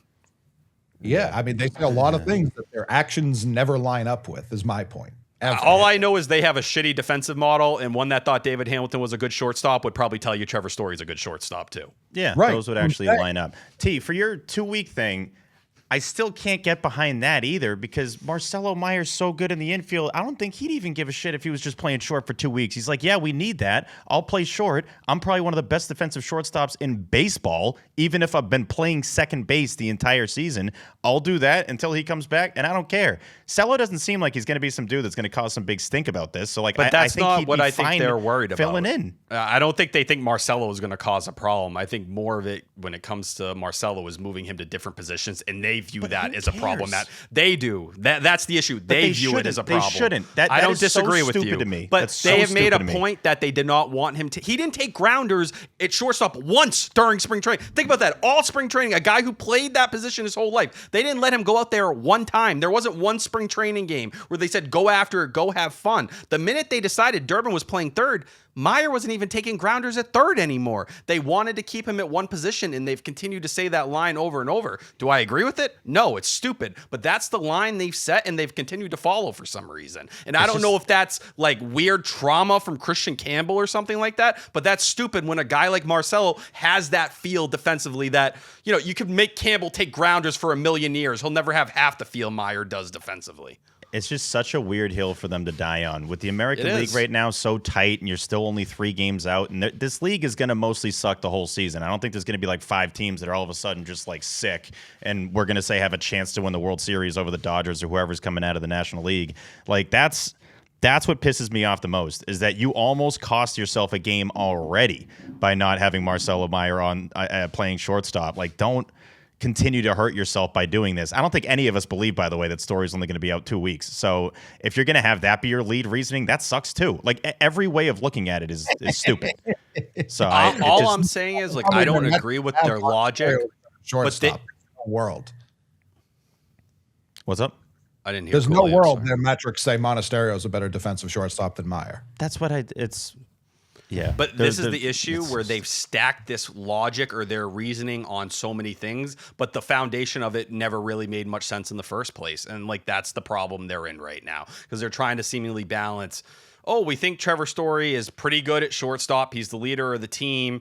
Marcelo Myers being platooned. Do we want to platoon at shortstop? And then they've created this situation they're in now where it's like, all right, it's very clear what the easy and correct solution is. Just go to it. But like most things with this front office, the easy things are so fucking complicated for them for some reason. That leader of the team's like the worst player in baseball. So it's like, I don't disagree. But one But thing they could propped say him is, up. Like, we just want to see him play 100 games. Like, we just want him to make it, like, because they could still point to that. He's still yet to do that. How I deep think were we that's into part of that? it too. But they didn't say that. Like, everything you just said did not include that, which is why I waited. Like, Well, they said it over the offseason. Sure, Said of it a course, but ton. not as to why they didn't put him there now. And the fact that they had him take grounders there today says they are, in fact, going to do this. Like, they are clearly going to put him at short. But if they did have this great hesitancy, them saying we want him to play his first full season at second because we think it's easier on his body to adjust to the major leagues. But they didn't. They were given a very easy out, and they didn't take it. Yeah, I think it was more about being in a platoon situation was a way to keep him fresh, and they didn't want to platoon at shortstop unless their hand They have was forced. So they Monasterio had and to. your guy IKF, so they already have the players to do this, Steve. Yeah, I think IKF, they've told you how they feel. The fact that he hasn't been a shortstop since Trevor Story went down should tell you everything. It's just more pointing to how useless of a signing he is overall. I think Monasterio is going to get a majority of that time. I think Sogard will get maybe mixed in there too. But if you're going to end up going with Mayer and Monasterio, the solution at second base right now being between IKF and Sogard doesn't seem ideal either. And as Caleb Durbin continues to struggle, like, where does that factor in? I think you're really waiting for Romy Gonzalez at that point, but you probably need Monasterio, or you want Monasterio in the lineup every day. So, like, what are you going to kind of lean into here? Is it going to be just simply Mayer at short with IKF on some of those days? Maybe. But yeah, that's not ideal one way or the other. Not good. I would rather Sogard get those opportunities, but I have a feeling I'm not going to be that lucky. Because you probably don't pay IKF $6 million if you actually believe Sogard could How play much? shortstop. $6 fucking million. $6 million. Okay. Just wanted to Hey, check. he's played every position. Isn't that cool, guys? He's a good player. You Nick disagree? Sogard would shit on him any day of the week. Come on. Nah, that's not Easy. true. I disagree. You think IKF's better than Nick Sogard? I wish that he played his whole career in Boston. Shame on you. Shame on you. What the fuck? All right, yeah. Red Sox fucking lose 3-2.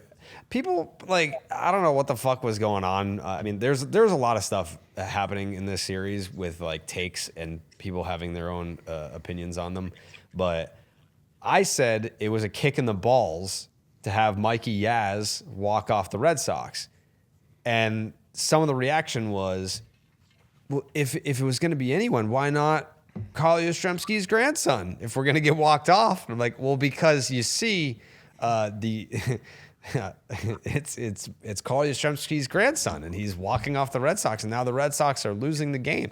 Like I love Mikey, great kid, local kid, roast beef, North Shore, shout him out. But yeah, I don't want him to beat the Red Sox. I want the Red Sox to win the game. So it's kind of if it were Matt Olson hitting a walk-off home run, that sucks. But it's Mike Yastrzemski. It's like, oh man, that's the pedigree. The Red Sox pedigree is defeating you. He should be playing for you. You know what I mean? See, it's just tiring because he is really one of the biggest Red Sox killers in the game right now. Like 17 games against the Red Sox in his career, 320, 16 hits, 4 homers, 8 RBIs, and 13 runs scored. Like this dude drops his nuts, his grandfather's nuts as well, on you every single chance he gets. It's fucking impressive. Like it really feels like one of those like weird sports things that you can't really explain. But I also think it was just infuriating watching how they approached the 10th inning and how bad they've been in extra innings for quite some time. We've talked about it over and over again. But like Narvaez, there's a ghost runner at second with Monasterio, you strike out. It's like those are the little things, man, where just you do not fundamentally know how to win games. And I go back to that Rays series because they know how to do those little things that this team just no feel, no ability, just they cannot get through those moments and do what they need to do, even to push a runner along. It's maddening. But we've been talking about it for years. So, like, eventually you just kind of tip your cap and say you blow. I expect absolutely nothing from this team in extra innings. The second that score bug says the 10th, I'm like, well, they're going to lose somehow. I don't know how they're going to do it. Oh, on the road, yeah, forget about it. It's just absolutely no chance. Those leadoff Ks in extra innings with the ghost runner just kill you. It's just, you feel like you have a 0% chance of winning when the first guy strikes out and you can't get him to third and do the whole sacrifice game and all that. So yeah, that one specifically sucked because you just kind of that felt like it was going to be a loss for a while. And credit to Cello for hitting the homer. For somebody that hit 090 in the series, I still expect him to do well when he's up at the plate. And in that situation, you know he's never going to be overpowered by a big moment. I feel like he's going to be having a good amount of those with the Red Sox once he kind of gets a little more settled here. But just didn't feel like they were going to win this one, especially after that early ding-dong, too. And Cedon was right there. The good thing about Marcelo, and I'll tip my cap on this, he did homer on a slider. It's only the second time he's homered on a breaking ball in the big league so far. So to see him, now was it like the most garbage pitch I had ever seen in my life? Yeah. But, you know, we're talking about having a pretty good sample of Marcelo Mayer in the big leagues now. It's 84 games, 227, 283, 64 slug. He talked about it after the game and was really hard on himself, but just saying, like, I'm not impacting the ball the way I need to at the big league level. And, you know, he has a career 647 OPS and a 76 WRC plus right now. Now, this stuff gets highlighted or magnified when, you know, the guys who are supposed to hit like a Jaron Duran or a Trevor Story don't. But it was interesting to hear Mayer be so hard on himself and kind of just not hitting for the power that he expected to, or like he did in the minor leagues. Quick timeout to talk about our great friends at Blue Moon. Very excited for our Blue Moon event that we're having at the end of the month at Urban Wild, May 31st. What time, Mikey? Around there. Plan for around noon. May 31st. That's the official time. Sick. Yeah, around noon. Because no baseball date is complete without Blue Moon Belgian White born in a ballpark 30 years ago at Sandlot Brewery in Denver, Colorado. Blue Moon's bold flavor, bright explosion of color, and iconic orange slice ritual guarantees a one-of-a-kind beer drinking experience year-round. And for those occasions when you want a lighter option, reach for a Blue Moon Light. At only 95 calories and 3.6 grams of carbs per 12-ounce serving, it's a refreshingly light alternative beer brewed with real tangerine peel. And if you're looking for a great-tasting non-alcoholic beer, try Blue Moon Non-Alcoholic, still made with real Valencia orange peel and coriander with just 80 calories. Great for when you want to hold the alcohol, but not the flavor. We didn't want to hold the alcohol on Friday because we were celebrating T. It was T's last day at the hub, and we were just like, you know what? We got to celebrate our guy. Come on. We got to celebrate our guy. So we went out and we celebrated with some moons. It's the only way to be able to celebrate T going full time with the fellas. Blue Moon Light, a wheat beer with From Blue Moon, with exceptional taste and only 95 calories, Blue Moon Belgian White, brightly brewed with real Valencia orange peel and iconically garnished with an orange slice. Get Blue Moon Light delivered by visiting get.bluemoonbeer.com/Jared for delivery options. That is get.bluemoonbeer.com/Jared. Blue Moon, made brighter. Celebrate responsibly. Blue Moon Brewing Company, Golden, Colorado. Suck one. Yeah. Jared, you know how in sports, I know you know this, everyone's got a can't miss training Can't hack. miss You know training that. hack. Yep. I was going to Yeah, finish that most of them sentence. Yep. don't move the needle. You know that too? Oh, of course. Yeah. Yeah, of course. That's how I used to feel about hair growth products. A lot of hype, not a lot of results. What changed for me was learning that Nutrafol isn't just another supplement. It's physician formulated, clinically tested, and recommended by dermatologists. You always want it to be recommended by dermatologists. It's a real game plan for thinning hair. Guys, if your hair isn't playing like it did in your 20s, where T is right now, it might be time for a real comeback, not just another workaround. Because throwing on a hat isn't a strategy like I do. Nutrafol supports healthier hair from within. Nutrafol now offers hair growth supplements tailored to men at every single friggin' age, because the root causes of hair thinning change over time, and your routine should too, folks. Nutrafol Men for ages 18 to 49 to help improve hair growth and achieve thicker, fuller hair in 3 to 6 months. And new Nutrafol Men 50 Plus. You guessed it, the first and only hair growth product specifically formulated for men over the age of 50. You can feel great about what you're putting into your body, since Nutrafol hair growth supplements are backed by peer-reviewed studies and NSF content certified, the gold standard in third-party certification for supplements. You knew that, right, T? Of course I did. Adding Nutrafol to your daily routine is easy. Order online, no prescription needed, with automated deliveries and free shipping to keep you on track, baby. Plus, with the Nutrafol subscription, you can save up to 20% and get added perks to support your hair growth journey. Start Nutrafol today and make the hat go away. Visit Nutrafol.com and enter promo code SECTION10 for $10 off your first month subscription and free shipping. Find out why Nutrafol is the best-selling hair growth supplement brand at Nutrafol.com, spelled Nutrafol.com.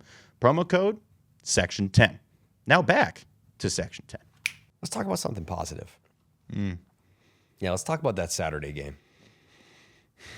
What a treat that was, you know? Because I think going into this series, I said that they were going to get swept. Did Coley, did you say they were going to get swept? Had a sweep. Okay. T, you did not have the balls to do that? I think, like Steve, I had a lot of people tweeting me being like, you essentially called the series. I think me and Steve both said the middle game, someone was going to pitch their ass off, and they were going to find a way to win, but I was 1 out of 3. Yeah, and that someone was Peyton Tolley. Yeah. And Jesus Christ, was he out there just gyrating with those hips and that luscious stash of his to the tune of 8 innings, 4 hits, 2 earned runs, 1 walk, 3 Ks, gave up the homer. But this game, for me, like I said earlier, it should have been a statement game. It should have been a game that said it doesn't have to be like this.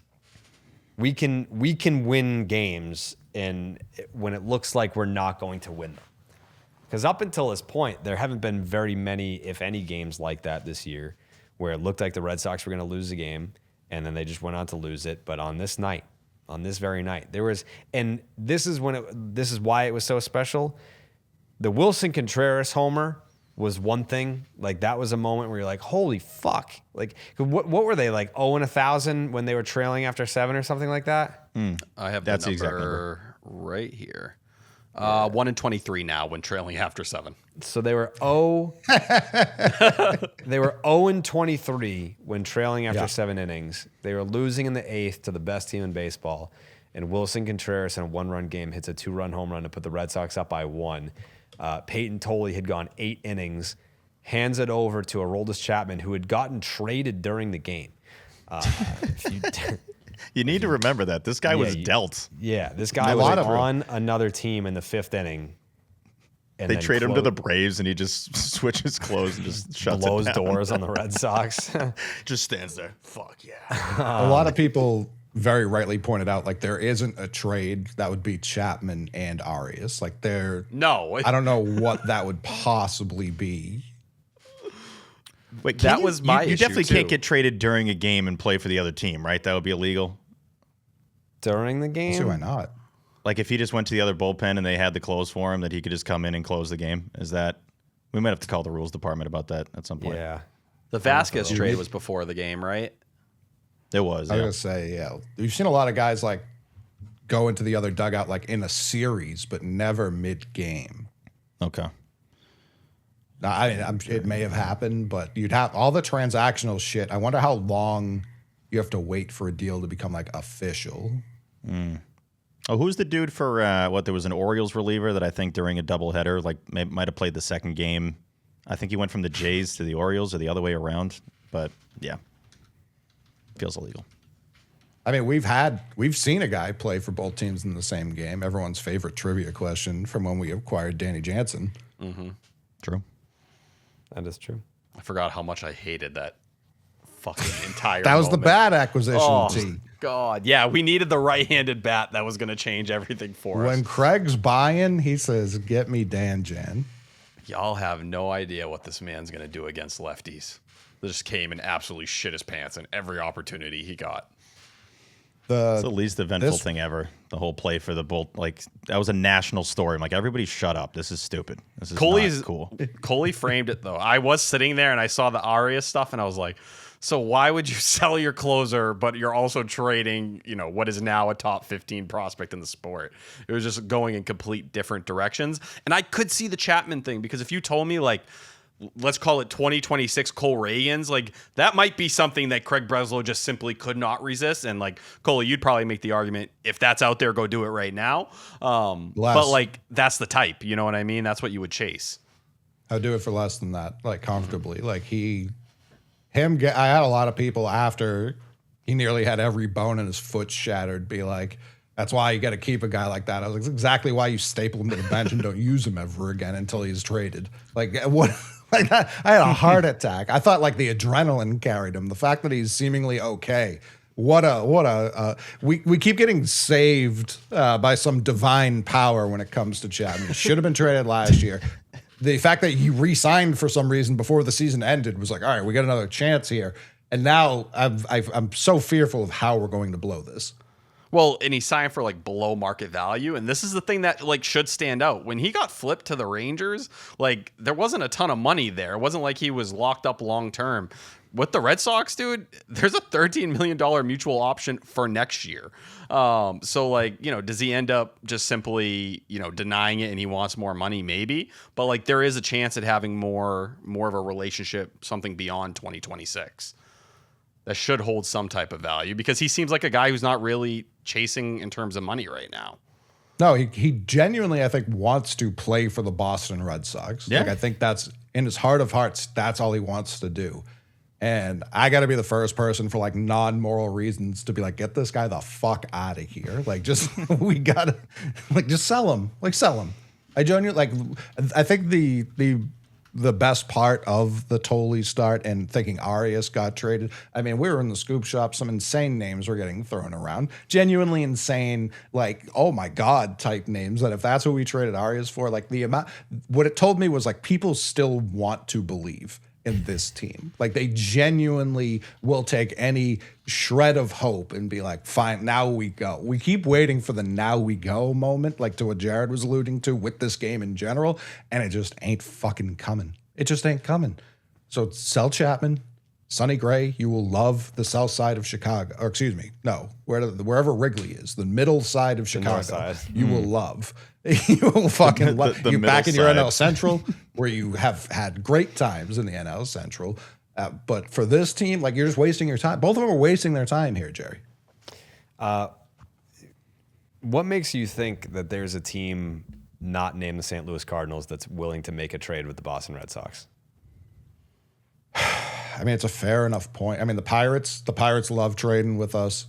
They can't get enough of it. They're good for one a year under Craig, so they'll do a deal with us for. But like certain. when you're The moving Brewers? marquee names, I'm not picking up the phone for the fucking Brewers. I'm like, get lost, pal. if you're moving a marquee name, what makes you so sure that the Red Sox are going to be able to execute that trade? There's nothing that tells me they can or will. Like, I'm saying they should. What they actually do, I know is going to be wrong. Well, that's the thing. You think in this situation, too, if you were to make a deal, let's call it May 17th, you're not trying to win a deal at that point. You're paying whatever the other team says because you're so desperate to just get what you need. Like, this isn't a time of negotiation. A team is just going to tell you this is the price, meet it, or we're out. We'll wait. We'll wait until the deadline or whenever that may be. If you're Craig Breslow and you want to do something, you're going to have to pay whatever the price is, probably another 20% on top of that. And that comes from desperation for a guy that either thinks he's going to lose his job or he thinks something is on the line. Correct. To buy. Yeah. Yes. To sell would be, you could get a nice penny if you're selling right now, for sure. And they got there's a sellable scenario things. you could trade Chapman and still be competing this year. Like, if Correct. you're using him to get the bat you need, all of a sudden now Whitlock's your closer and you just kind of, figure it out from there. That is somewhat realistic, but I don't think I really don't think they'll trade Chapman. Your It's hard reasoning to makes get sense, probably the Coley. bat I'd just you be want. stunned if they would do that, because I think at the deadline they're still going to be in it. I'd be surprised if they're not. I But really would. they're in it by technicality of the rest of the league being awful. Like, they're not which they're actually okay with. looking The worst in kind the of mirror. you can be. Yeah, seriously, Yeah, 100%. like, they're not I don't disagree. really in it. There will be, to what you were saying way earlier, like, there will eventually be some separation, whether or not it's just 2 teams or 4 teams. Like, it will it just has to, by the proxy of how many games are coming up. But I don't know how they can objectively look at this and be like, we need Chappie here. Like, he's not 27. You know what I mean? It's you've been given a gift, and Craig Breslow fucking hates gifts. I think to them, they're going to look at it and say, like, look at our rotation. We believe this is a top 5 group. We're seeing them do it, and we don't even have our main horse or pig, however you want to frame it. We play amazing defense, and we believe in Roman Anthony being this guy. Willier's having the breakout year, Coley. Now that T's fucked up animals, I remember in that chat, he dropped one of the hardest Fs I think any of us has ever seen, Jared. That was a quote. There were no quotation marks around it, guy. I You forgot said it. that. I'm going to blame Hunter. Jeez, now you're giving up your sources? No, he tweeted it. This is crazy.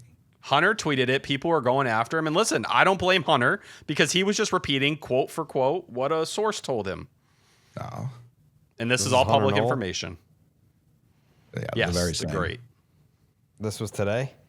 Yesterday. Yesterday. He No, it was tweets more than yesterday you during do. all the pretend trade stuff. Oh, yeah. Okay, here it is. Yeah. For the record, I was asked about it and was told it was, quote, nothing bleep. Take that however you want. Yeah. Hunter, yeah. I mean, it is in quotations, but like you could put a star where the U is, in my opinion. Someone might have got confused. It could be another word. Nah, you can't be just saying that. Like there's certain words that even if you put it in quotes, it's just jarring to see. I heard my Yes. English it was teacher say eye-opening. some crazy words in high school. Oh yeah. This the guy you fought? No, that was an art teacher. You never had that like teacher in high school that said words he definitely wasn't supposed to say. I'll never forget Miss Omen in 3rd grade used to swear at us. I took What did she say, African American literature. She was, what did she say? She was like, you guys need to understand, like, this shit's not going to fly in the real world. I was like, we're 8. We're 8. Fuck. We're very small. Like, I don't even know what shit you're talking about, ma'am. Yeah.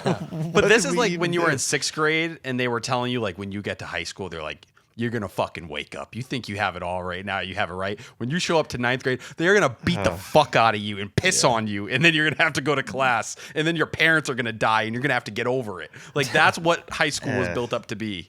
I remember when I they always said hated that all about, the like, real Babe world Ruth shit. baseball. That was the I always biggest hated joke. that. There's always that group of parents or just adults who are just like, oh, you gotta get ready. Like, whatever, man. Like, I'm sure I'll figure it out. Like, it can't be like the craziest thing of all time. Yeah, there's some tough stuff, but like, also, do you need to be scaring us like that when we're kids? Like, let me just be a kid. It's like the funnest time to exist, and you're like, well, it's gonna suck later. What the hell's that all about? I hated it because it happened a lot growing up. There'd be like little league coaches. I'm like, this isn't. We're playing Little League, dude. Like, we're not curing cancer. Like, I don't need some life story right now and how it's about to get a whole lot harder than. They saw one Getting episode of Scared Straight in the 90s, and they were like, this is the way. This is how we get to the youth. Flip out on these young kids. Yeah. Anyways, just to kind of put the finishing touches on Saturday. Again, that Aroldis Chapman play, it just blew my mind. It blew my mind because it was bases loaded. He was all over the place. He was walking guys on 4 pitches. I was like, at the very least, this is a tie game. Like, I've already accepted the tie game. I just, are we going to lose? Are we just going to outright lose right now? And the other element to this is I'm looking at it as this is a Peyton Tolley start. The Red Sox they blow every lead that he's ever had. Like, it doesn't matter how great he's pitched, how many innings he's thrown. The Red Sox will find a way to blow it, and the Red Sox will lose no matter how electric he was. So it's like, oh, okay, so they're absolutely losing this baseball game. And then what was it off the bat? Like 116? 101. Like, 116 off the It bat. looks like 200. Yeah.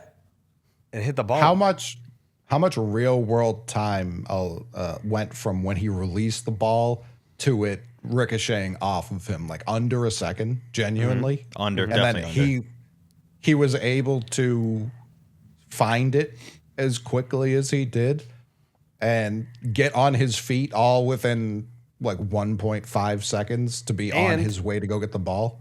And Coley, the other most impressive thing here is that he found a lane to get the throw to first base without hitting the runner. Right. Very Like true. that shit, like you can find yourself. It's like, all right, all this torque and all your momentum is going towards home plate, and your weight is shifting towards your glove side. Then you get hit in the fucking foot, and you're trying to wonder if your foot is shattered. Then you have to find the baseball, like Coley said. You have to get off. You have to get up, get off the mound, get to the baseball. Now you have to find. Like, you're almost calculating in your mind, like, okay, like he's running this speed. Here's the first baseman here. I need to throw it in a lane where the runner can't, like, I'm not going to hit his back, because if it hits his back, that's game. Because they're just going to keep running, ball game over. That's probably the most difficult part. And he found the lane, got the out, game was over. I will say it was very funny to see how chill Chappie was after that. I mean, he's always pretty chill. Like, it doesn't seem like he's fazed by anything, but he acted like that was a normal play. I'm like, that's one of the more, I know. That's one of the, you're not wrong, Coley. You're not wrong. On the mound. For sure, no doubt. Near a ball field, great guy. Ball field. Talk a ball here. That's what we do on the 10. We talk Sox, just like OB. But no, that play happens, and he was acting like, yeah, I could do that at any point. I'm like, dog, that was a ridiculous happening of events. I will say, Jerry, you said that you had already, in your brain, given up that tying run. By like his 6th straight ball, I'm like, this game's over. Like, they are not winning this ball game. There's no way. It would be so 2026 Red Sox to have that Monasterio throw when Marcelo should just be playing shortstop to begin with. The game would have already been over. And then he walks 2 guys in a row. Looks like he can't find the strike zone. None of these are even close, by the way. There's maybe like one of those pitches that was kind of close. But yeah, he's missing by a mile. I kept yelling, you got to talk to him. You got to talk to him. He should have probably gone out there earlier, whether it's Narvaez or Bailey or whoever there. Like, that was getting out of hand fast. And sure enough, like, the baseball gods were giving that win to the Braves. They were like, nah, that bad throw means that, Sox, you're now not going to win this game. But sure enough, he makes that crazy play. It looked like a horse, like when a horse falls and like the legs go down and you're worried one of them broke. That's how I looked at Chapman in that moment. I was like, is he going to get up and it's going to be a limp? Because it's adrenaline pumping. Like, that's what got that ball to first base. But even that first out of the inning, like, Wilson Contreras made a great play in foul territory to get to that ball. It just felt like something was going to go wrong. But before we do switch to the next game, just one thought on Tolley and his start.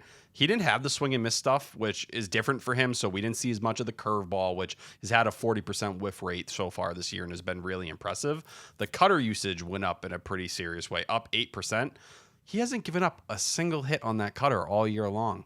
And it's not supposed to be a strikeout pitch. This is supposed to be a weak contact pitch. Seriously. But to see him kind of go out there and do it that way, just go about it differently, that's extremely impressive. And for a pitch in the cutter that 16 months ago wasn't even part of his arsenal, something he was using. Like, credit to him and credit to the Red Sox for unlocking that. It was the longest start by a rookie since Brian Johnson back in 2017. BJ, former Section 10 producer, Brian Shout Johnson. him out. People forget that. Mm-hmm.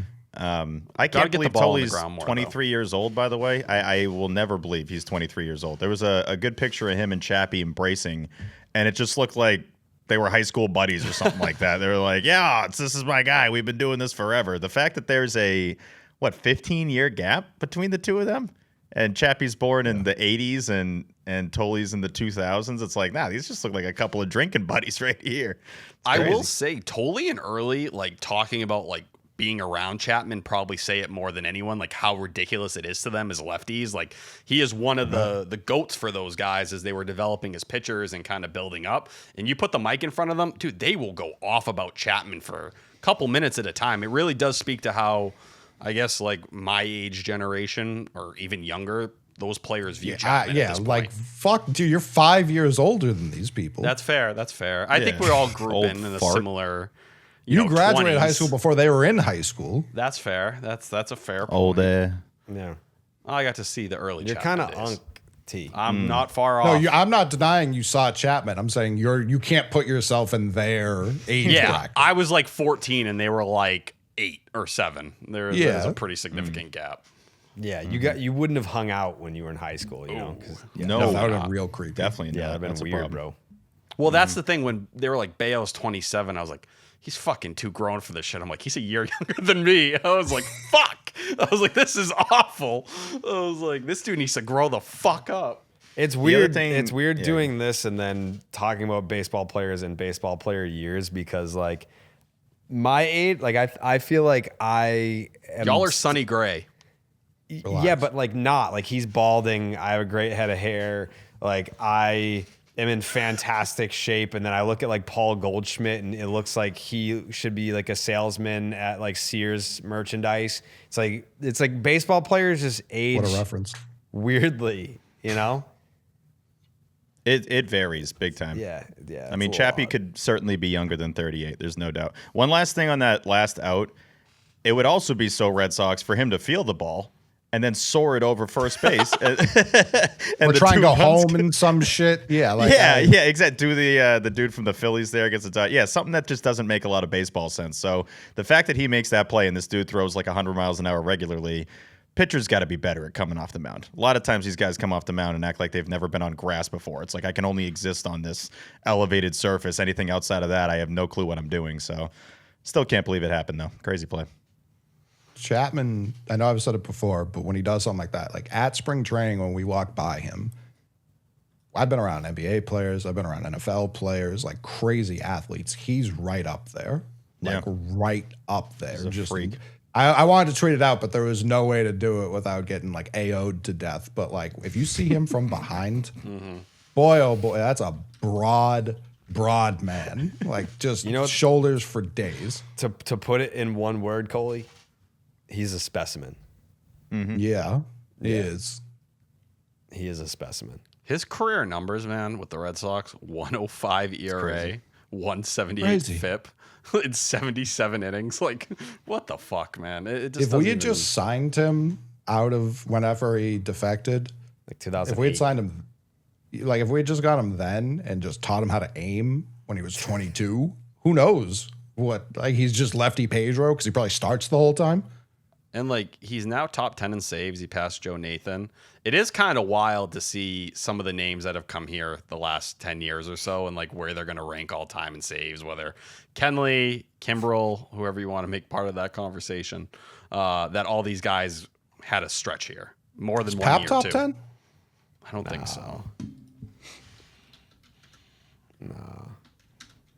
He's I mean, still he's like, basically- I think the Red Sox have like 7 of the top 10 having pitched for the franchise. Bayo, if we're going to do I'll just piggyback off my own thing of like Toley's earned runs this year or what Bayo did today. Chapman's basically given up the same amount of earned runs in his Red Sox career that Bayo did today. Like that's how Sure. good Aroldis Chapman's been. So it's hey, a little but ridiculous. Bayo the reliever versus Chapman the reliever, it's kind of the same picture. Two of the best to ever do it. No doubt. Like that, I guess why send him down? We clearly know he's good out of the bullpen. We don't really have a good bulk guy. So I guess that'd be my argument against sending him down. Like just get Watson the fuck out of here and make Bello Watson. Why not? Yeah, I'm When not Crochet against comes that. back, why not? Save Yeah. leaders all time, Pap's 12 with 368. Chapman at 10 with 377. So you got Chapman, Eck, Billy Wagner, Craig Kimbrell, Kenley Jansen, Lee Smith, I think is all the members of the Red Sox that are in the top 10 for saves. Lee Only Smith, 13 from Eck. Lee Smith, I believe, when he retired, wasn't he the all-time saves leader when he retired? Probably. He was, yeah.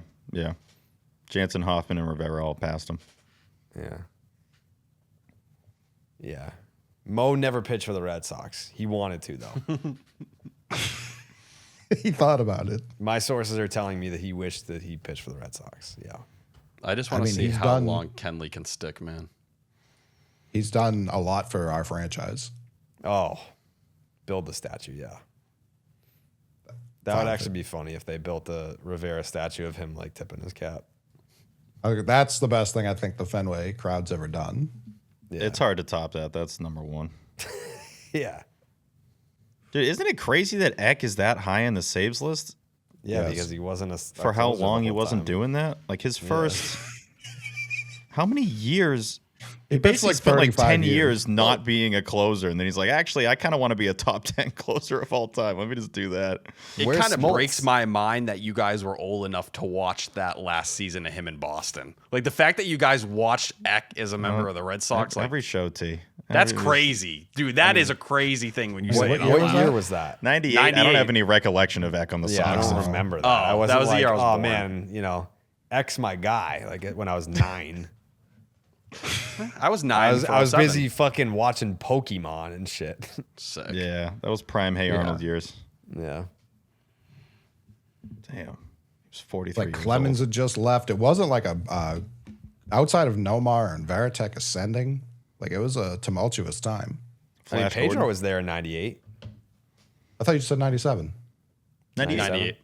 Oh, then I'm all right. Yeah, 98 was 99. You had I Mo feel Vaughn. like was Yeah, sick. 98. Yeah, we did have 98 Mo was Vaughn. the first year that we had the season tickets. So like, yeah, I'm sure I probably did see Dennis Eckersley pitch for the Red Sox, but I was probably way more amped for my cotton candy and fucking ice cream helmet than Yeah. I was to watch Eck do his thing out At there. that point, it's almost time to leave Yeah, if he's coming in. right. Oh, at that Well, age, absolutely.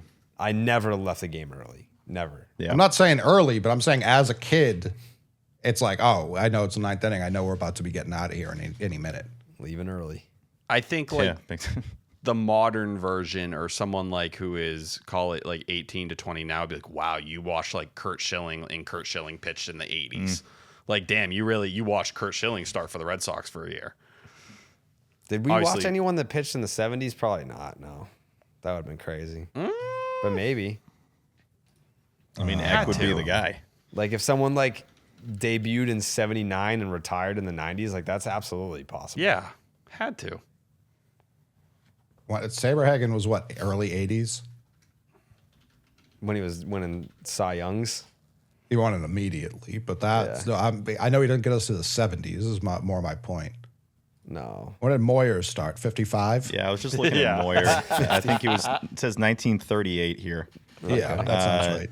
Yeah, 86 was his rookie year, Jamie Moyer. That's crazy. That's way more recent than I would have. Let me see. I mean, Clemens was 84. Yeah.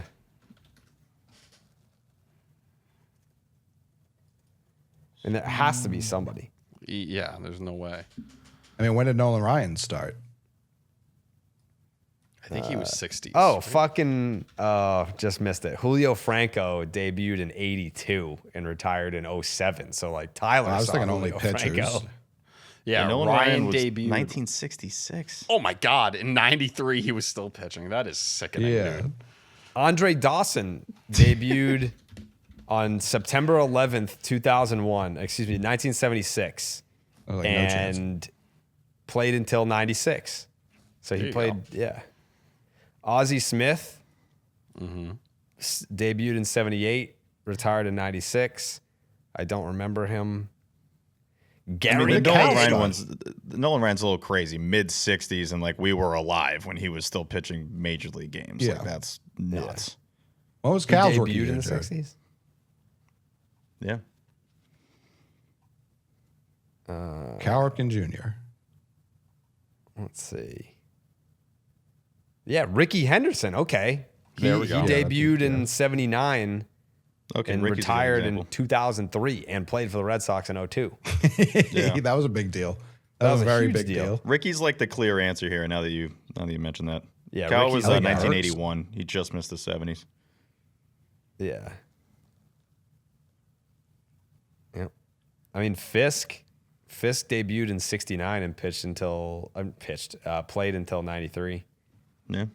What the fuck is this? Just baseball talk. Jesse Orozco. Orozco. Orozco. 79 to 03. Damn. He was 46? Yeah. Yeah, he was That'll happen. knocking on death's door, T. That's insane. Yep. It's like Red Sox elder lose abuse. 8-1. Yep. Red Sox lose 8-1. Yeah, we have nothing else from the fucking Bayo game. We covered that. No, we started with it. Yeah. Oh, I have something. Okay. Stunned. No, you don't. Okay.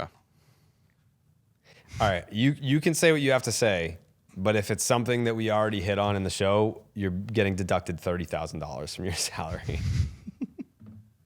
Are you sure? What did San Diego do in this series? Did he pitch?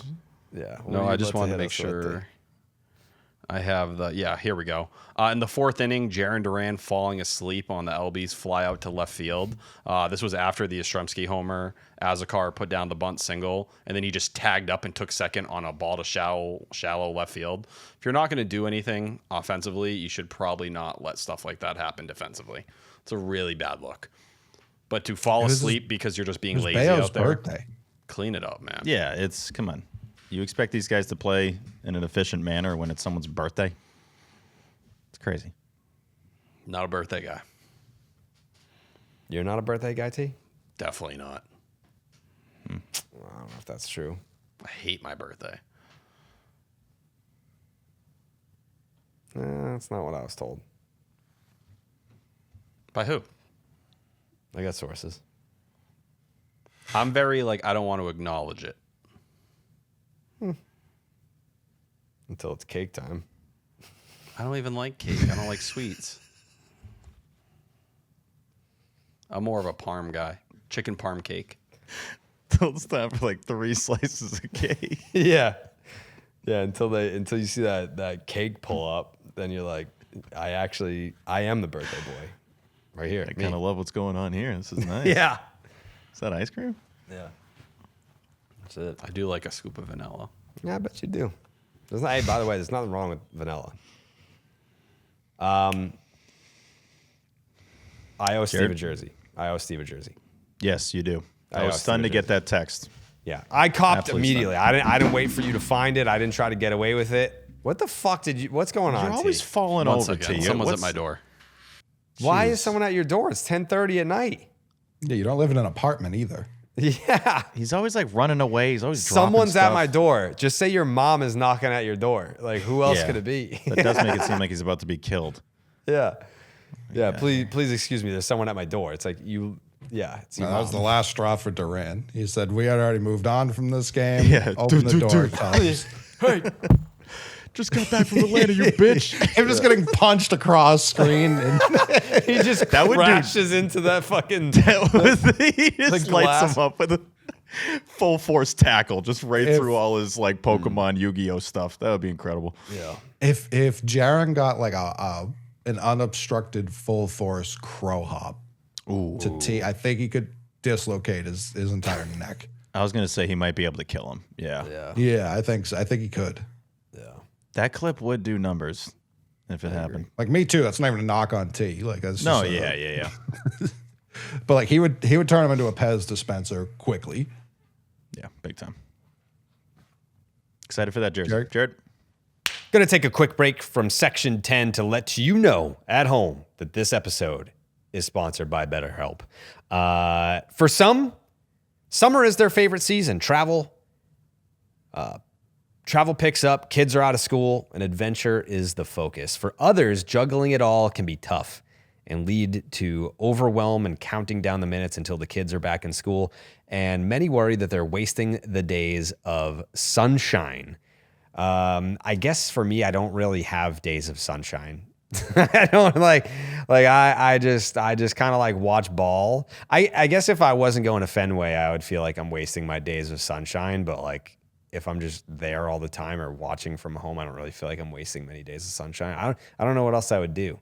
Maybe that's the problem. Maybe I need to figure out like what my sunshine outside of baseball is. Wow, that was deep. That was really deep of me. With over 30,000 therapists, BetterHelp is the world's largest online therapy platform, having served over 6 million people globally. And it works with an average rating of 4.9 out of 5 for a live session based on over 1.7 million client reviews. BetterHelp therapists work according to a strict code of conduct and are fully licensed in the United States. BetterHelp does the initial matchmaking work for you so you can focus on your therapy goals. A short questionnaire helps identify your needs and preferences, and their 12 plus years of experience and industry-leading match fulfillment rate means that they typically get it right the first time. And if you aren't happy with your match, you can switch to a different therapist at any time from their tailored recommendations. You don't have to say yes to everything this summer. Don't worry, I will not. Find support in therapy. Sign up and get 10% off at betterhelp.com/rocket. That's BetterHelp, HELP.com/rocket. Back to the show. So I owe Steve a jersey. I did not try to get away with it. I immediately copped to it. I texted him immediately after I broke my Reddit silence, but it was only because, and I explained this to Steve. I was like, it's not even a moment of weakness where I'm like, oh, I have to respond. I guess it was, but it was more just like, I can't, I hate when, if you have a question about anything and you actually want a response, don't do it in the one place that I said I won't. It's almost like you just want to complain. You don't actually want an answer to your question. You just want to complain if you ask the question and complain on the one platform where I'm like, I do not want to engage here. I like the Reddit culture is just fucking, it's just a bunch of assholes. Steve? One could argue that you would have owed me a jersey without even replying, because that implies that you are looking at the Reddit if you're replying to the Reddit. Back to me? Jared? Back to me? If it gets brought to my attention, then I'm not on the Reddit. If someone's like, hey, like, are you going to answer this question? I saw like people were asking this question. So that's how you saw it? It's because it was brought to your attention and you weren't looking through? Did I not show you my fucking app that I don't subscribe to that page?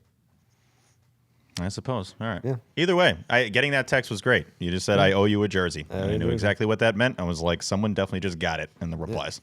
Yeah. It was like a 3-paragraph essay, but I because it's important. The information is important. You were being pretty normal in there. It wasn't even like some crazy reply. It was just like, hey, just reach out to me on social, on Twitter. Yeah, like there's so many different places that you can contact me and I will respond, other than the one place where I'm like, I do not want to engage over here because these people fucking suck. But yeah, the subject was about the Patreon. Patreon.com/Section 10 podcast. Someone was like, hey, what's the deal with the merch discount? Because originally it was supposed to be that you would get a coupon code once a month and that you would get a discount once a month. And we're going to do you one better. If you sign up, it's the Ketchup Crew and above. So if you have the Ketchup Crew and above, then whatever email you used to sign up for the Patreon, when you buy merch, the discount's automatic. So you just have to use the same email that you check out with on our merch store, section10merch.com. But if you're on patreon.com/Section 10 podcast, whatever you created your Patreon membership with, that email, use it on the merch store and you will get the discount every single time. You can buy fucking 500 different times in 1 month and you'll get the discount every single time. So it's actually better than what we had advertised. It's an unlimited discount. But that's what pissed me off. People, he's scamming. Like, we're not scamming anybody. It's actually, the benefit is better. But Well, Jose's getting scammed. Jose is Yes. getting scammed. Yeah. We're getting scammed, not the people. Yeah. Right. Yeah. If Get it anyone's right. getting scammed, we are the ones that are getting scammed. Yeah, because now Jose is an extension of us. Yeah. So I have been scammed. You idiots. Yeah. Feel bad for me. I have been scammed. But anyways, I digress. Tactical nuke incoming! Stop and Shop supermarkets have a major announcement. We repeat, don't shop for your groceries anywhere else. Yeah, stop and shop. Yeah, stop and shop. And what's great about these tangerines, look how easy they peel. Just like that. And loaded, I mean loaded with nutritional value. Yeah, stop and shop.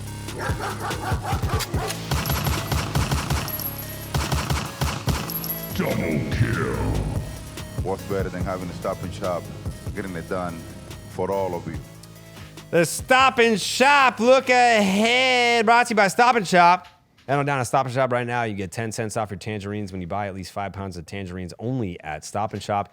The Kansas City Royals, wow. This is going to be fun. The Red Sox and Royals. Game 1 is Sonny Gray and Seth Lugo. Game 2 is going to be Ranger Suarez and Chris Bubich. And then the finale, Connolly Early and Michael Walker. All of these are 7:40 start times, folks. Yeah. 7:40 start times. Game 1, Sonny Gray, 4-1, a 3.18 ERA, a 1.15 whip, and a 5.6 strikeouts per 9. Gray's 6 strikeouts in his last start were his most in a game this year. Also the first time all year that his sweeper was his most used pitch. His cutter also fell from number 1 to number 4. By the way, and I said this before, unobstructed views, we had to do the whiteboard thing before the game and pick how many strikeouts. I said 2. They acted like that was the most outrageous thing to say. His fucking season high was 6, and it was that start. Like his fucking strikeouts per 9 is 5.6. Anyways, Seth Lugo, 1-3, a 3.76 ERA, a 1.42 whip, and a 7.9 strikeouts per 9. A 7.59 ERA over his last 4 starts. Also, 3 games this year with 4 walks. So take him if you got him. Ranger Suarez is 2-2 with a 2.44 ERA, an 0.95 whip, and an 8.1 strikeouts per 9. Has not allowed a run, knock on wood, has not allowed a run since April 22nd. 21 strikeouts and 11 base runners allowed in that span. Chris Bubich, 3-2, a 4.11 ERA, a 1.23 whip, and a 9.1 strikeouts per 9. He's got some big-time walk issues. He allowed 3+ walks in 7 of his 9 starts this year. Connolly Early is 3-2 with a 3.21 ERA, a 1.20 whip, and 8.5 strikeouts per 9. Weirdly has allowed more home runs to lefties than righties in 67% fewer plate appearances. Against lefties, it's 4 home runs and 47 at-bats, and it's 3 home runs against righties and 128 at-bats. That's odd. Michael Walker, 4-2, a 2.83 ERA, an 0.99 whip, and a 7.4 strikeouts per 9. Big-time reverse splits guy. Righties, 756 OPS. Lefties, 528 OPS. When I look ahead, it's a wind up dead. If you don't listen to what Steve says, even then you might still wind up dead. Caught in a tornado, get smoked by your neighbor's shed. When I look ahead, when I look ahead, Billy's gummy bears. Chew 'em with your mouth. Weather look ahead, brought to you by Billy's Gummy Bears. And chew them with your mouth.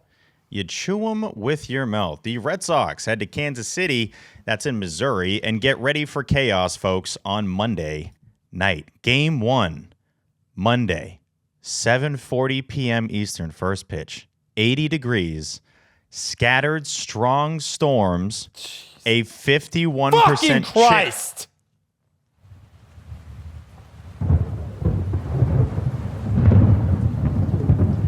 A 51% chance of rain, 18-mile-an-hour winds. Jared, I'm going to read off the official breakdown that's on my weather site that I trust dearly. It said, Jared. I want credit for not saying a goddamn word about the rain delay today. I didn't say a word. I was stunned. Couldn't believe it. Didn't I say a actually word about I kept uploading your hand. I'm like, he's gonna tweet something in like 3 seconds. I just know it. Didn't say a word I about just know that fake ass account was gonna get a quote tweet. Yeah. Can I, Jared, real quick? Yeah. See? Good job by not saying anything. I was very impressed. Yeah, I didn't say nothing. Here's the official breakdown from the weather site. Strong thunderstorms, damaging winds, Oh, fuck. large hail, Jesus. and possibly a tornado. What the fuck, Steve? This is the worst weather year ever, and it's Again, not even June. I don't create it. T does a rain dance. I don't do a rain dance. I'm just saying. Oh my God, this is Tuesday. This is Monday. This is the This opener. is tomorrow. People There's are a gonna chance die. this series doesn't happen. There's a chance that whole stadium, Kauffman, gets wiped out. The whole stadium. Yep, the whole thing, dude. It might be a tornado, strong thunderstorms. Dude. Again, large hail. We almost lost Jemai. Jared? Why has shout out Lou Merlone on the Shout him hole in out. one, by the way. Yeah. There's a lot of professional stadiums in like where they have tornadoes. How come a tornado has never taken out a stadium before? I mean, now you're talking into existence. Now it sounds like you want it to happen. Yeah, I kind of feel like this might happen now. I'm not daring it to. I'm just saying, well, if it does happen, it's Steve's fault, but I'm just saying I've never seen it before. Sure. I know the hurricane took out the Trop. That's different. I'm talking about tornadoes. It's different. Yeah, you kind of would have thought that it would have happened, especially in that area. It would have been in that region. Jared? Jose, you ever seen a tornado before, brother? Yes, I went to school at Oklahoma State. So you've seen one? Yes, they take tornado sirens very seriously down there. When I say that, when they can go, everyone starts moving quickly. Okay. All right. Steven? Game 2, Tuesday, 7:40 p.m. Eastern first pitch, 60 degrees, mostly sunny, a 1% chance of rain, 10-mile-an-hour winds. Game 3, series finale, is Wednesday. Really hate that it's at 7:40 p.m. Eastern Standard Time, 63 degrees, mostly sunny, 1% chance of rain. And once again, no. For the first one, again, I don't even know why I'm reading games 2 and 3, considering what the forecast is for game 1. It's like, this place is gone. Kauffman, solid stadium. I like the waterfalls. The Sasquatch thing, it was cool. That's it. They're not going to play games 2 and 3. I'd be stunned. Pretty comfortable for game 2 and 3 in terms of weather, but it doesn't really matter because the park won't exist. It will be interesting to see where they go, what the closest, usable stadium is, because it doesn't seem like we're going to be having 3 games at Kauffman. That's going to be bad. That is your weather look ahead is always brought to you by Billy's Gummy Bears. You chew them with your mouth. Yeah, I can't believe that, dude. Can't believe it, man. It's bad news. It's bad news. I don't even know who to ask about this prediction right now. Like, is the prediction just like the death toll? I don't. John Schreiber will save lives. I love John Schreiber. He would. He definitely would. He would sacrifice himself. Yeah. Coley Mick prediction? I mean, I'm glad there's going to be good weather for the debris cleanup on Tuesday and Wednesday. Yeah. At least for the ones that do survive, like they'll be okay.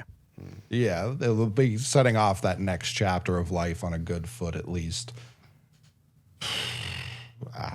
Is there have we got word their plane has landed yet? I don't want them to fly too close to this thing. They end up in St. Louis, getting fucking flung around a couple times. It's true. It's tough. I'll go 1-1. They play the last 2 games in a different facility, of course. Maybe Chicago, I don't know, somewhere in the Midwest that isn't ravaged by this superstorm, but definitely not Monday, not during the storm of the century. It's gonna be bad, dude. See. Jesus. Thank you. Sorry, I was having a little bit of a choking fit. I think they're going to play through the tornado. I think they're going to be fine, or hurricane, whatever you want to call it. Same thing. Tornado. Definitely not hurricane. Yeah. Those are definitely different. I think they're going to play through it, and I think the Red Sox are going to take 2 out of 3. Now, I'm scared of Seth Lugo simply because unlike last year where the FIP was like more than a run above his ERA, it's the opposite direction this year where it's sub 3. And then Michael Wacha just seemingly always pitches well against the Red Sox and is underappreciated. But the Royals had lost 6 in a row before today. Nothing about them really scares me that much. Their pitching's not great. Their offense is pretty mediocre, middle of the league in terms of OPS. I think the Red Sox finally wake up and win a series for the first time since Detroit, which is depressing because they've lost the last 3 series. But Ranger Suarez in a big ballpark like that, Sonny Gray, I think they'll be more than fine. Give me 2 out of 3. Steven? I will say shout out to the Omaha Storm Chasers who have a tornado as their logo, and it's actually pretty badass. He's got the bat going through him. Like this guy, to T's point, this guy's playing through it. Like they're playing through the NATO. The bat's and there's a his chance. nose? Yeah, it kind of looks like bat nose. There's a chance that this ends up being one of those shirts that they do where it's like tornado socks or something like that. Might have to workshop the name, but they're kind of overdue for a thing. The Bowser Contreras thing seems super random and seemed like it was their first, team shirt of the year, so maybe they work in the NATOs.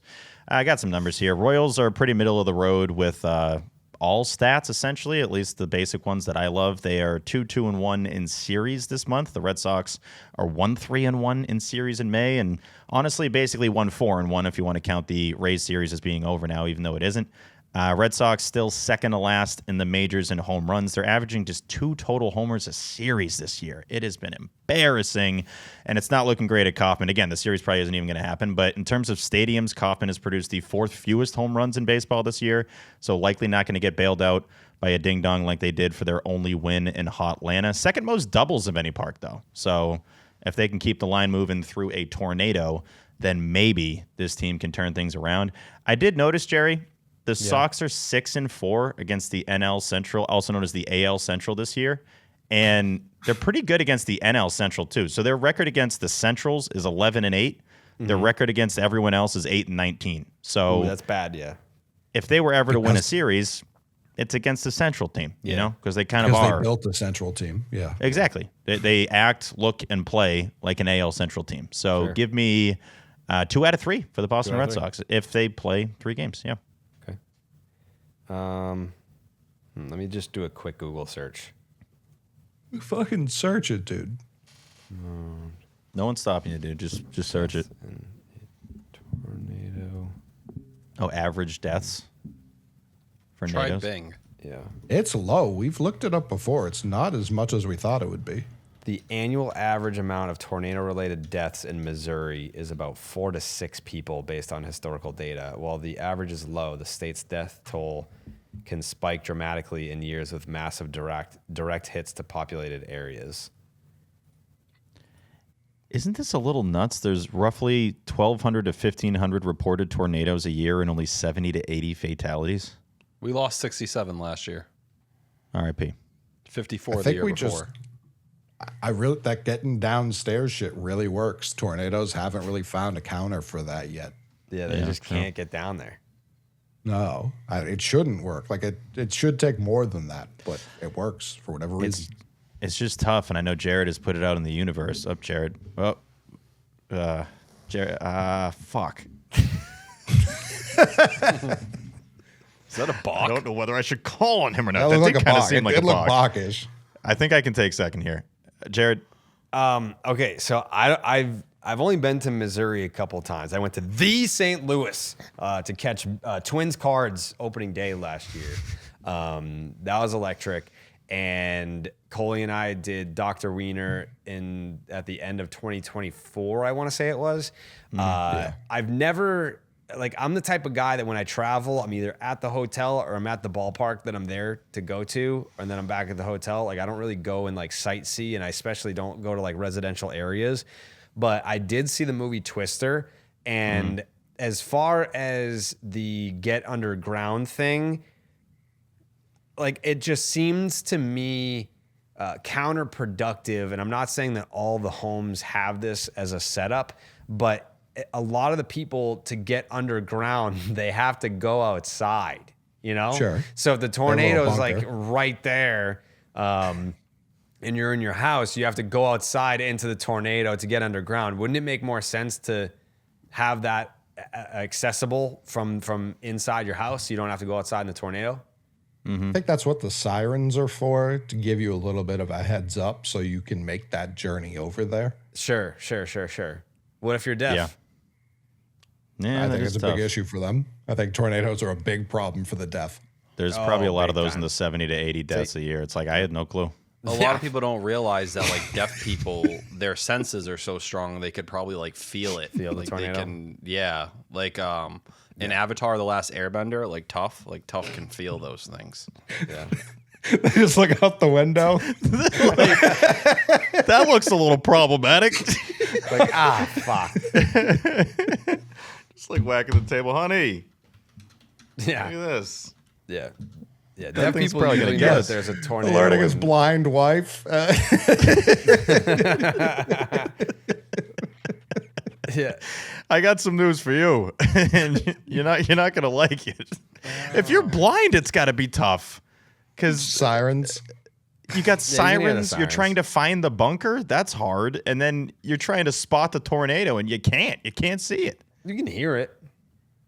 I mean, the general wind, but like to spot like the part that's gonna get you, you're clueless. I guess.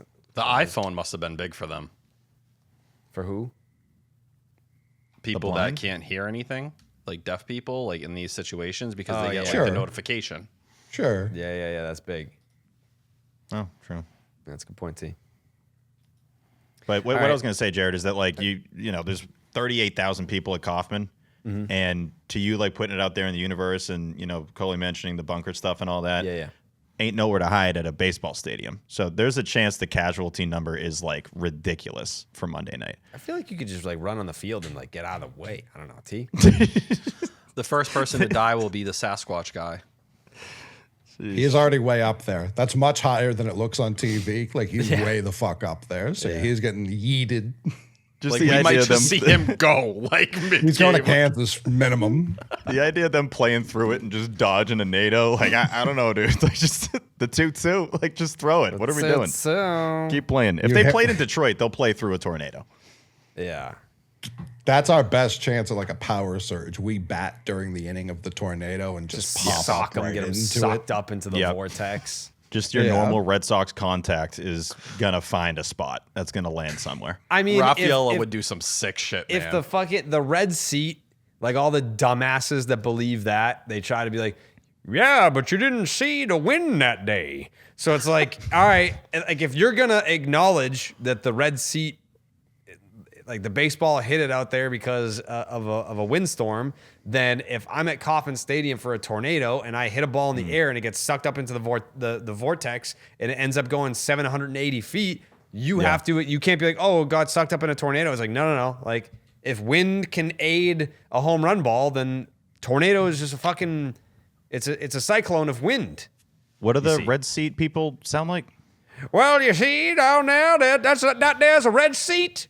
And back in the 40s, Ted Williams done that and took the bat up there and swung up and hit the ball down there 502 feet there. And it was because the wind was blowing and the roof wasn't on there that day. And it hit a man right in his straw hat, you see. And when it did that, oh boy, we put a red seat there to mark that territory.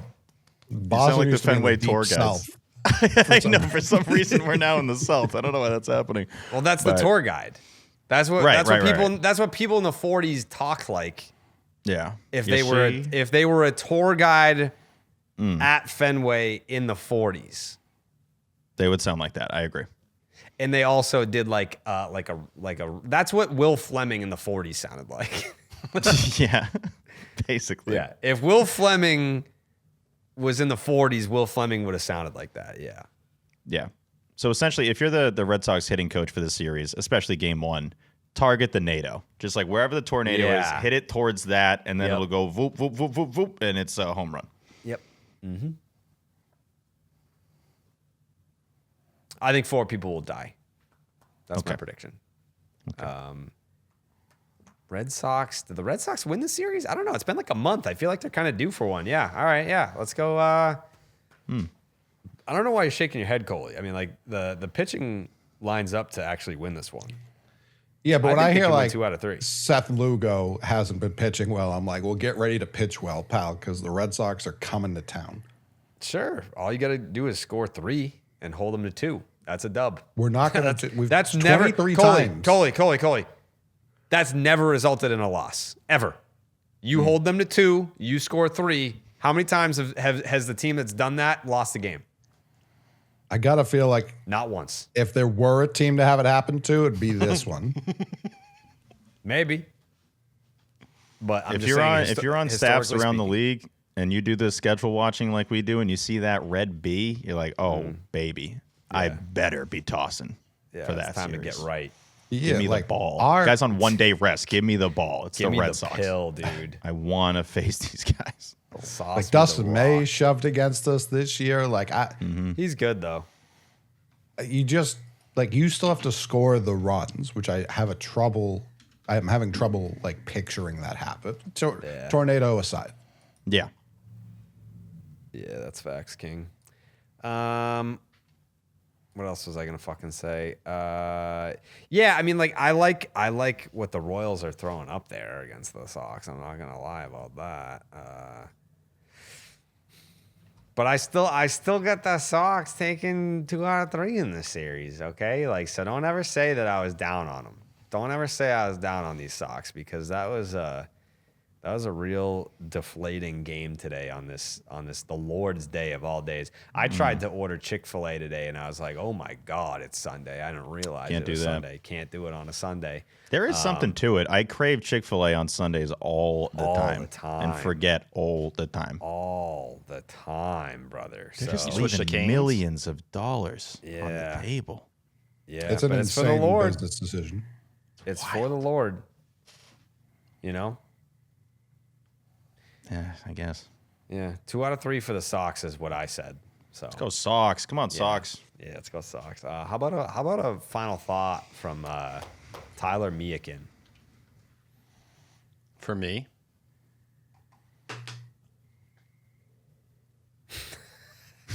What? Why is that T, suspension? go! Final Go, thought! T. Go. Oh God, I don't like all these sounds. My final thought of the week is going to be shout out Justin Gonzalez, who just continues to absolutely dominate. Go ahead, Jared. Jerry, Why did you say final thought of the week? I said that. T. Yeah, I mean, like, we're going to have another show on Wednesday night. Yeah. Okay, I'm going to be completely honest. I can't see anything going on. My computer is tweaking out in ways I can't even explain right now. You're yeah, frozen. you're frozen up. You're Yeah. back. Oh, you can see me? Yeah. Yeah, I don't know what's going on with my computer. Every time I move it, everything freezes up and I can't see anything. I'm going to punt on my final This thought. final We'll be thought of back. the week sucks. Yeah. Land the Down on the plane, Farm T. will be recorded Monday. I apologize that we didn't record last week. Last week of work made things a little complicated, but we'll be back tomorrow before my computer shuts down. It was all T's fault, so I'm glad he did say that there. But yeah, we'll be recorded tomorrow You night. scamming We'll talk people, about- T? You promising people shows they're not getting? I apologize in the Discord already. Jesus. You get some Xbox gift cards coming your way, Yeah, I was T? going to say, T's Yeah. the one that got That's what Jose I'm this doing whole time. right after this, baby. Yep. Come on. Coley?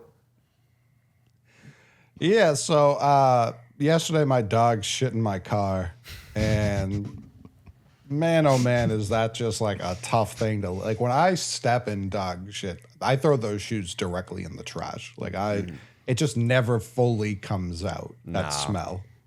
And now it's an automobile, and it's a car I'm quite fond of. And boy, oh boy, was there just a mound. And it wasn't even like, it wasn't a solid shit was the issue. A solid shit, you can get right out of there. You just pick it up, little it up. wipe, Yep. out. This was vomit more than shit. It was, Lava they shit. vomited out of their asshole. And man, oh man, is it brutal driving in my vehicle right now. So I am just down in the dumps, literally, at this current juncture of my life. I wish I had some advice for you, but I don't. No, I got some carpet, like that powder, that baking soda, Jerry. I lied. There's a vacuum that it's got like It's I got got it. like liquid soap. Yeah, that works. Because Ace, he shits in the house exclusively. Like, he don't go shit outside. So, like, we've got to be like, vacuuming the rug because he's just, that's part of his routine. Like, he'll look you in the eye and shit. Like, he doesn't give a fuck. No, he doesn't. So I did that first, and that got rid of like the physical, but also like, I mean, you've got a Dodge as well. Like that trunk, there's something to the carpet of a Dodge that just I don't know what material they're using there, but it's not great for cleaning shit out of. No. It's just not good. No. I mean, honestly, that vacuum, I don't know if you have the same one as me. I can recommend you the one that I have so that you can. It's not. I think it's like $119. It's Bissell. I have a Bissell one. Yeah, like I have think that's dogs the and same couches one, and yeah. small children too. Like it's a necessary product. So in if today's it's day and not age. coming out, then I'd say burn it, burn the car. Yeah, no, I think I got to throw it away. So if I might just throw it right in the trash. Yeah. Steven, you're telling me that you have a final thought right now? Yeah, it's my closing thought of the month. I sent a video over to you. Do you want me to play it right now? And please play it because I got a good laugh out of this. Okay. It's during the rain delay. Sales at TC? Usually 8th inning, 7th inning? Oh, we're still good. Let's go. Let's get this game in, folks. They're going to sell some more beer. I have no doubt about that, as the Red Sox are trailing this one 7-0. Bottom of the 6th. Where are we going here, folks? What do we got next? We go back to the green room. Here's a nice catch from Cedar Rafaela. Let's check this out. As we got a little defense out there. He does this. Up, It wasn't nothing to do with this. I don't blame him. I mean, the guy just, he reminds me of another guy we just talked to. We can go back to the green room. Yeah, I I got nothing but respect for guys like TC and whoever like is doing it on a nightly basis. Like, the Will Flemings, the Lou Merlonis, the Dave O'Briens. Like, if you're out there fucking doing 162 for real and you've got to react to every single game, it's like, oh my God, especially in years like this. And they can't go on there and be like, hey, like, who's the most Googled fucking person of the year? Who's like, got they the can't biggest do that. boobs? Yeah, they just can't. Yeah, I can always tell when TC is pissed. I know, I mentioned on here before that I used to work at Ness, and you can always tell when one of the anchors is just not really feeling it. And I don't even fully blame him, by the way, because if you look at that situation, the Red Sox are down 7-0. A rain delay, by the way, and hand up, and my regard, it's rain that came out of nowhere. So I don't think they were planning for this rain to really happen. And so clearly they're scrambling behind the scenes.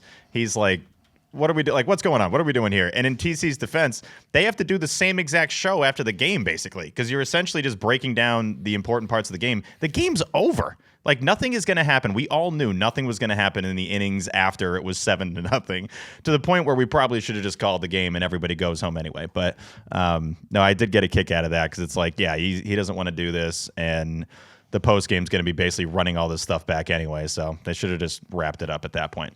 Shout out to all those guys. Jim Rice line was pretty funny too. Like, let's just go back to the green room. Like, this is stupid. Section10merch.com for the best merch on the planet. The 90s drop is awesome. Check that out. And subscribe to the Patreon, everybody. And that's it.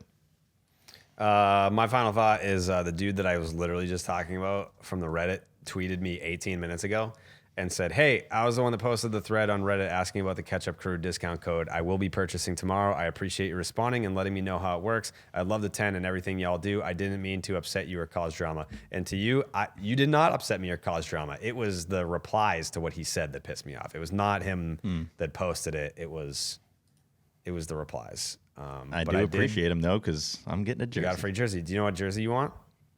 I'm going to look it up. Probably something on Mitchell and Ness. There's one jersey that I really want that you were going to get me, but somebody told you not to. Dan? Mm-hmm. I mean, but I ended up getting a sick fucking jersey, though. Oh, you got me a sick jersey. Yeah. A sick jersey. There's no getting around that. Yeah. But there's a good chance POTY steered you away from, like, maybe one of the greatest jerseys of all time. So there's a chance that I'm now going to want to do a Pedro wall, but that's not going to fall under this. This is a Reddit jersey bet. That's a completely different thing. Yeah. I think I'm going to try to collect all the teams now is what I'm saying.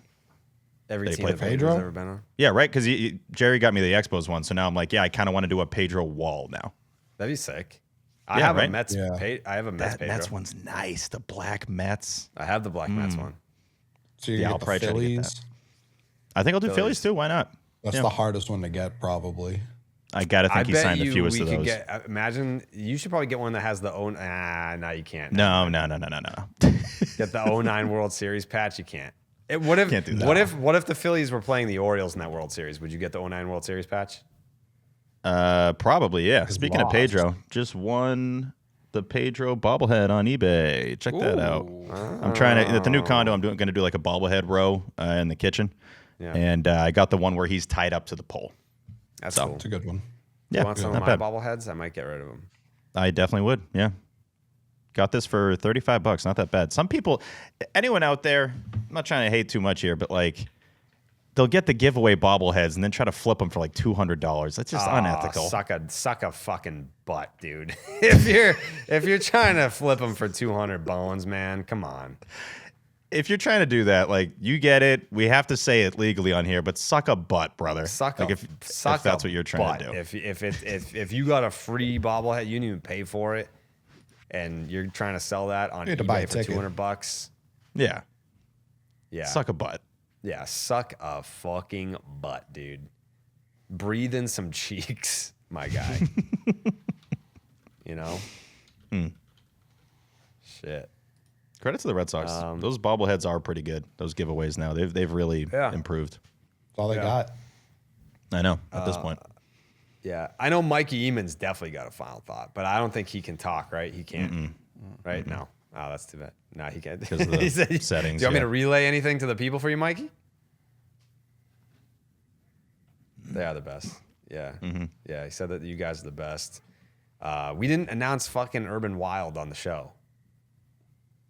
Yeah, we did. Yeah, I we thought did. you led with that. During Blue Yeah, Moon. yeah. It was on Blue Moon. It was on the Blue Right, Moon. right, right. Yeah. Yeah. That was in the It's show. in there. Yeah. Final thought. May 31st, Urban Wild in Boston. It's gonna be a great time. They got a bunch of different stuff. See, this is where I wish we had Mikey talking, because he would be like, oh, you got this and that and this. Mikey, what do you want me to tell them about Urban Wild? What do they got there? People are gonna be able to bowl. Yep. They have some other games, cornhole, Q&A. It's gonna be a merge table. Do they have axe throwing, Mikey? They don't have No axe axe throwing. throwing. I was told lies then. I was sold a bill of lies. But it's still gonna be a great time. You can and it's bring your because own it's on a Blue Moon. axe. It's a Blue Moon event. Yeah, and just start it chucking is them. because there is a Blue Moon on that night. It's a Sunday. So yeah, I'm excited. Tickets still available for Sea Dogs. The picnic is sold out. Oh yeah, Mikey texted me. It's like he's like my mom. It's like, let me just text you so you don't forget, sweetheart. Mikey said the picnic / meet and greet package is sold out for Section 10 night with the Portland Sea Dogs, but there are still tickets available for the game, and you can still get the custom teal Section 10 Sea Dogs jersey. And those things are They're sweet. so hot. They're so Yeah. hot. Look at that shit. Oof. Look at that. Look at. You see it? No, Look. it's blurry. It's blurry. It's Yeah. blurry. I Can't yeah, wait yeah. till Now you can Justin see it. Gonzalez gets called up and we get to see him. Look at. I see it. Yep. That's good. He might be there too. That'd be huge. Look at that. Him and Brooks Brandon. I see it. Yeah. Those will That's be pretty cool, man. $200 on eBay soon and very soon. Yeah, that thing's sweet. That thing's sweet. Jose, did you learn anything today? Yeah. Yes, I have. Yes, I have. I can confirm. What'd you learn? Don't click on any links. Don't send gift cards to strangers' numbers.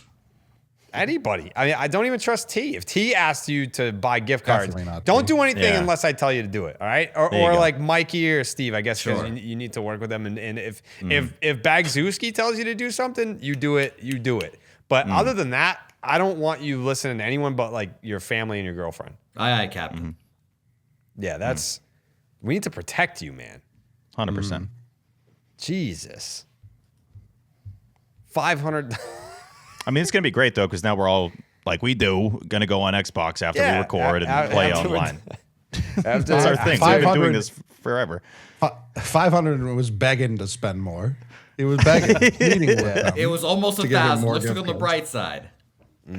Was it going to be Xbox again, or were we doing like? It was going to be Apple gift cards. Yeah. Apple. Oh wow! I was going to go to the Apple store. Yeah, I was en route.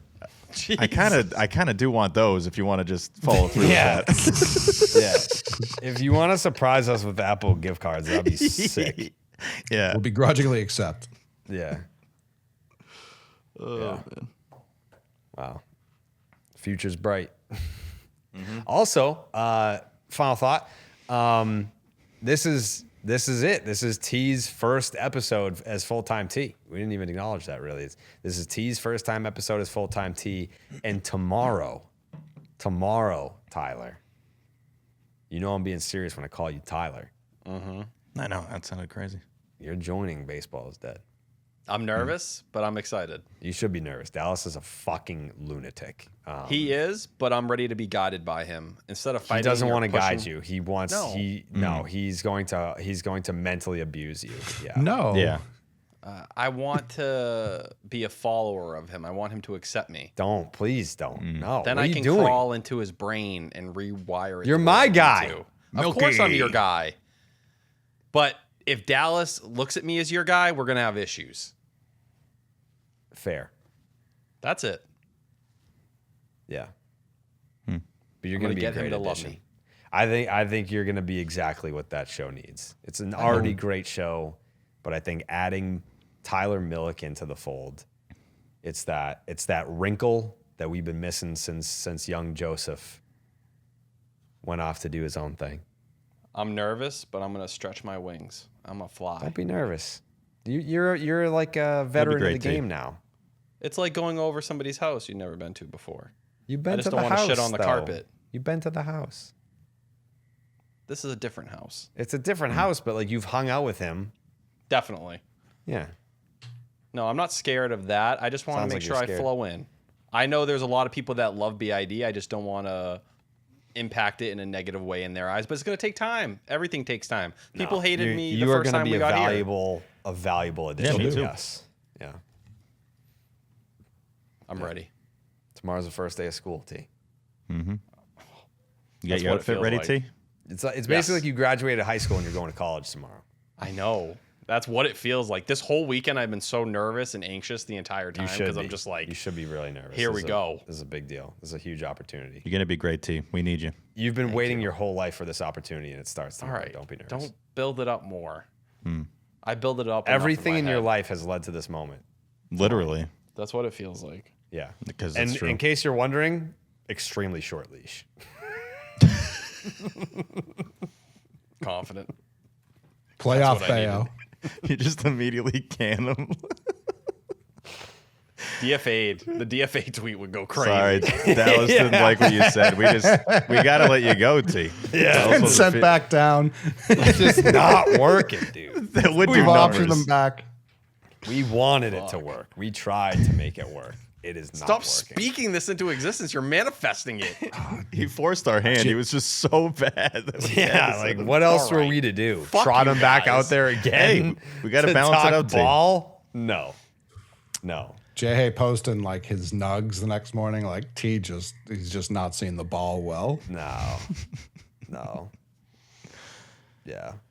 We sent him down to eat. Best of luck, man. I don't know how you're gonna do it, but good luck to you. When would you normally drive to the sports hub? I'd usually be out the door like 7:20, 7:30. What are you gonna do tomorrow? I'm gonna get up at 6 tomorrow because I want. He fucking told me he was gonna wake up at 5. I was like, don't do that. No, I was like, I the gave show you is an at hour. noon. Why are you getting up at 6? I want to prep. The I've already show been is at prepping all noon, weekend. Tyler. Do you guys realize how many hours I prep for this podcast? It's like I do minimum realize, 'cause 3 you or have like 4 20 hours. pages of Whatever notes. makes you UT, you do that. Like your process is your process. I'm just saying that like it gets to a certain point when you do it for a certain amount of years that like 6 hours to prep for one 1 hour show is going to be overkill. But that's what makes you you. And if that's what makes you comfortable going in there and to speak intelligently about whatever, then that's great. But as you see, Justin Havens, he puts together the rundown. It comes out the night before. So like you already know what's going to be on the show like right now. I love that. Like after we finish here, I'm definitely going to start crunching already. Yeah, and very rarely do we deviate. Like if we do deviate, it's not something that you're not going to be able to hang with. Oh, I'm not worried about not being able to hang. I just want to make sure I can make a difference. Oh, you'll be great make too. a difference. You make a difference in my life every day. That's it. My earnest prediction is that you wake up and drive to the sports hub tomorrow. Now I have no time to prep. It's going to take me 3 hours to get home. He's going to walk in and be like, hey, guys. Oh, man. What a weekend. Guys, got any more 99 for me? Yeah. I'm ready to play, baby. I'm ready to play. All right. I feel like 26 Mickey Gasper. This is great. I'm Put me excited. in the 2-hole. I'm excited for you, T. Thanks, babe. It's going to be a fun ride. Oh, can I add a final thought? Take it away from your own prep time, T. That's a fair take. Yeah, go ahead. I just want to shout out Jay Stu, and I also want to shout out Jared for both caring to even celebrate me after I got out on Friday and having a nice little night like that, because it's definitely something I don't typically do or would push myself to do, but it was nice to sit with you guys and kind of talk about just the journey, where we're at, where things are going, and it was a good way to kind of decompress after a very stressful week at the Sports Hub. Yeah, I watched the YouTube video. They did like a whole hashtag thank you, Tyler. It was so nice, but it was so uncomfortable. It was just not, that stuff makes me it makes me cringe. Yeah. Because you didn't believe they them? handled it great. No, I don't believe anyone who says it, but I trust. When people talk about like me and that, it just doesn't feel real to me. Mm-hmm. Like, oh, we're going to miss you. We're going to miss all that. Like, I play my role. I do my part. But it just, in my head, I can't look at it that way. Yeah. See, I thought it was great. 99.5% of it was great. But the fact that they wouldn't say, like, anything about Section 10, like, where you were going is crazy. Because, like, we're not radio. Like, we don't compete. Like, we say 98.5 the Sports Hub on every fucking episode and like promote the baseball hour and all that stuff. And then they're like, yeah, you know where to find them. It's like, well, what if they don't? Like, why couldn't you say Section 10? I don't know. I thought everything was great except for that. Yeah, they only threw those last two segments. It was really like the last hour and a half of the show, but Beetle did kind of break it down without, because there's just certain details like why I'm leaving, why all that. Beetle kind of painted the picture pretty clearly. I know, but like I feel like I don't. It's not competition. Like it's just kind of like similar space. Like I don't know. It's like if people love Tyler, then it's like, well, Tyler's going to do a Red Sox show, and here's where he's going to be. I don't know. That was the only part that was like whatever to me, but everything else was cool. The comments section is very funny if anyone wants to go through it. I did not look. I was watching it on my TV, but now I'm going to go look. You either are pro militia or you want me to die. Yeah, I feel like, the like you have a stranglehold on the younger generation, like your generation, and then there's probably the 45 plus that hear you talk ball and are like, this sounds like Carmine, and it turns me off, but that's why. Not for everyone, but they don't. But they also don't, like, the people on radio don't get this tea. They don't get the Section 10 tea. Like, that's different. 100%. Yeah, that's why this is my home. that's right. Yep. Okay. I guess that's it, right? Mm-hmm. Don't fuck up tomorrow, T. Put me on the field and I play, baby. That didn't confirm he plays well as I'll play. Listen, I might K 4 times. Yeah, I got the new setup is gonna make you shit your balls. And like when I have all this set up, I'm at the new place right now, so it's kind of weird. Like I literally have to drive home, quote unquote home after this. But it's like it's a big ass space up here, and I am going to do some some stuff up here. I'm gonna be enlisting the help of Mikey, but I'm gonna be locked the fuck in a way that I've never been locked in before. I'm very excited for the new setup. Same. Setting up a new place is fun. It is fun. It is fun. All right, we'll see you guys Wednesday night, Thursday morning for you. Ba-doop, doop, doop. Buenas noches, amigos.